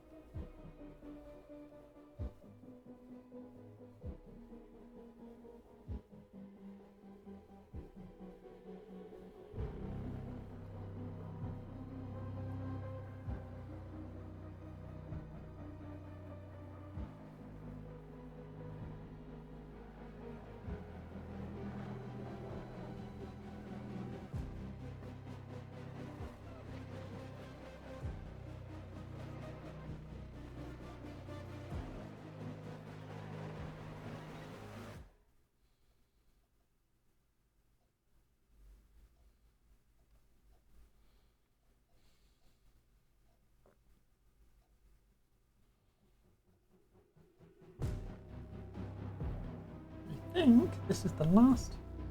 You love a mysterious object. Is that referring to the lights I was talking about, or the tangerine? Fruit.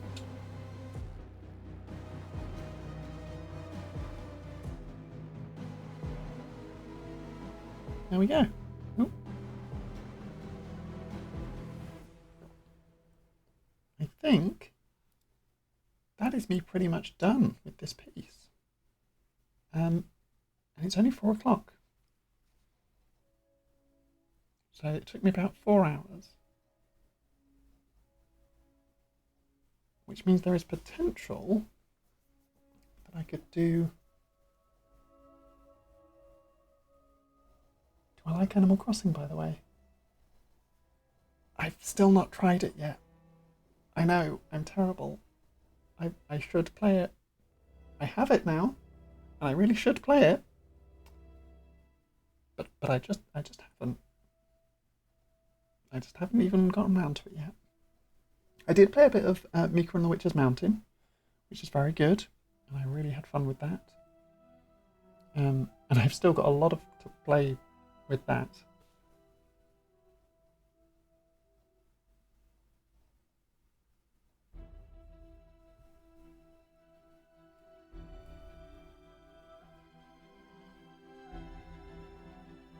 Right, the stream is probably going with a big delay, so I'm seeing your replies.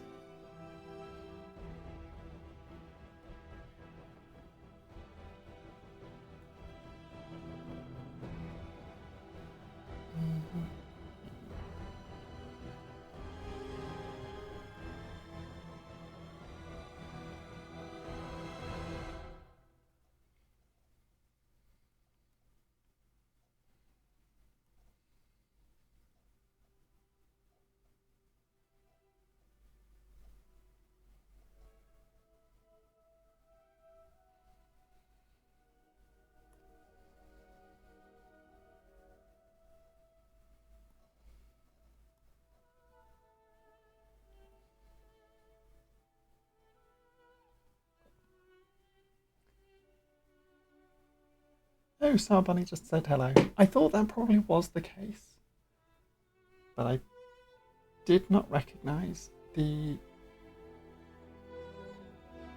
kanji? I don't know if kanji is even the correct one. Hiragana? Kanji? Whatever it might be. I did not recognise it. And I wouldn't hazard to speak Japanese to say hello back. I think I know what hello is. I would not want to horrendously butcher it and say something horrible. Just in case.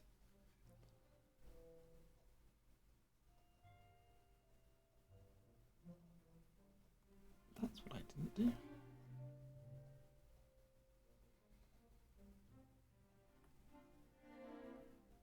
I haven't done any shading on this layer.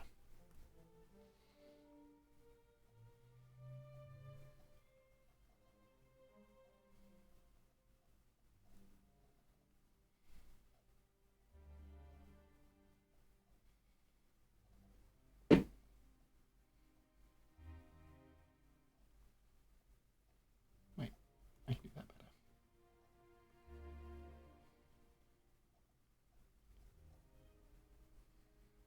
Like that, just straight with like little notches.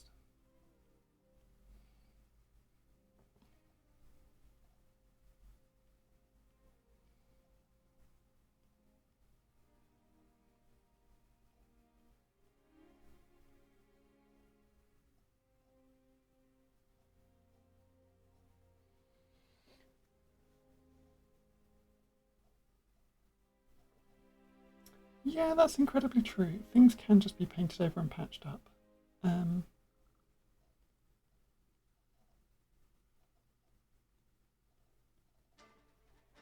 the most part.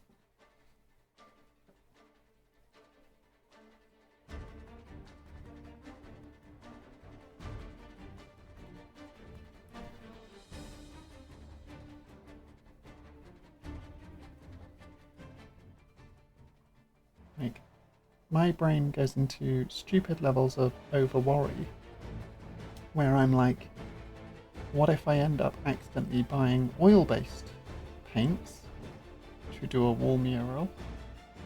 And then you kind of can't paint over it for whatever reason because it bleeds through or melts other paints that you put over the top whenever a temperature rises. Things like that, where I just worry about silly nonsense that is incredibly unrealistic, but I worry about it nonetheless.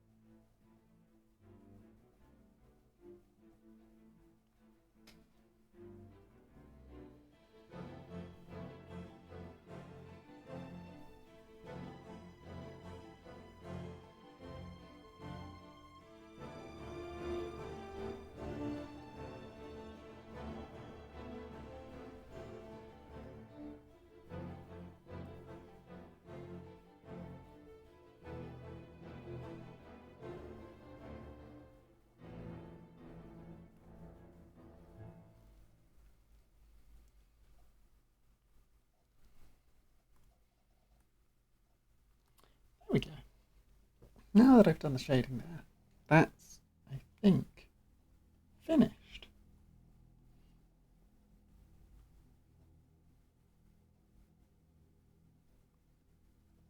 So what do people think? Do people like the piece? Is there anything else that anyone can spot that I haven't? Which I think I've just spotted something.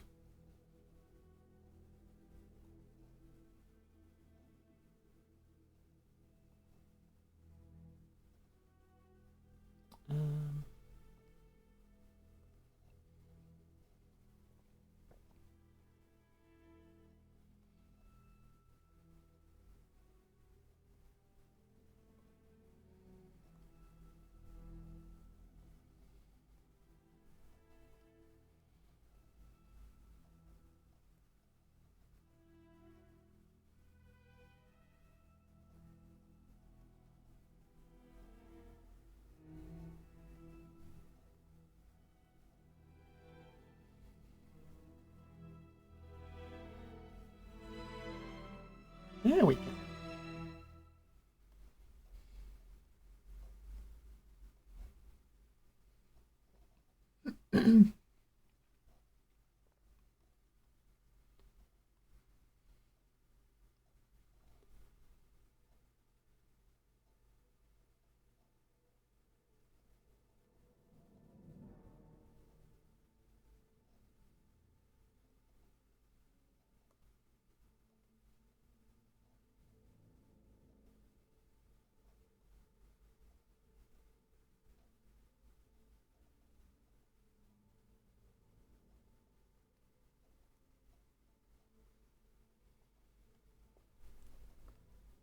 Then me realising that I remembered that I drew this on a different layer.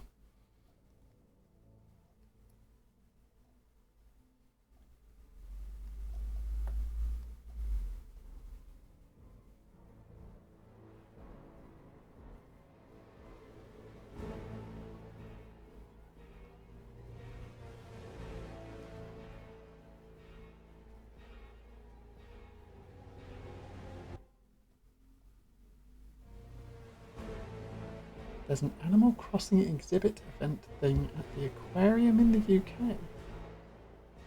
The aquarium? Is that a specific place name, or is that in Animal Crossing, or am I just specifically to where we live?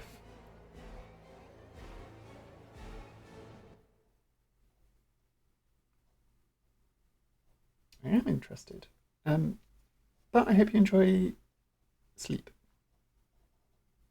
I think we're pretty much finished with this piece anyway now. So I will probably take a little... Do I take a break and then come back with streaming something? But if so, I don't know what I should stream when I come back. Because I don't know what I would draw next. My brain is like, I had plans of what to draw, but they're going to take longer than like 4 hours, 5 hours, 3 hours, whatever it might be. And I think this one is pretty much finished. So I'm happy with what I've got here. Enough that I can then send it to Cris, who unfortunately had to leave a little bit early, and see what she thinks. And if she's also happy with it, then I can go, amazing, we're ready. So I will very quickly save that. And then we should be all good. Yeah, so I think I'm going to go on break here. I will leave the...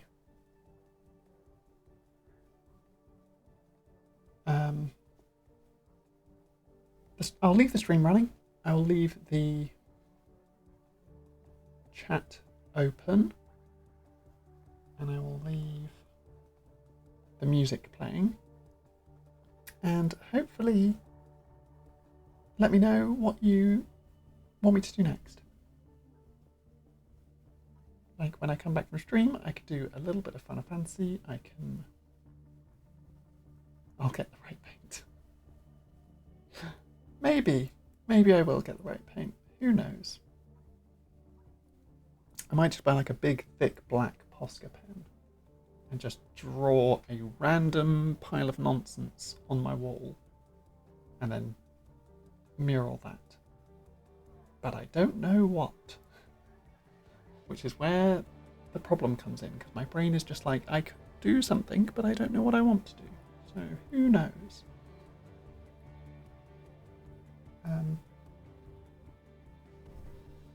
But yeah, I'll go for a break. I'll come back in like an hour, and during that hour, if anyone thinks of something they want me to draw or something that could work well,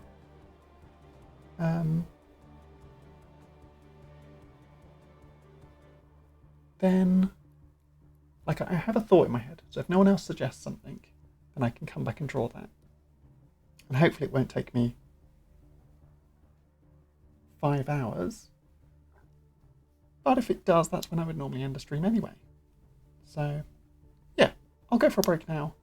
I will come back and stream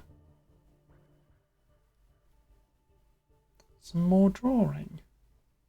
And yeah, feel free to get your suggestions in and to jump in with whatever ideas you have, either on here or on my Discord. Just let me know, and I will see you all in a little bit.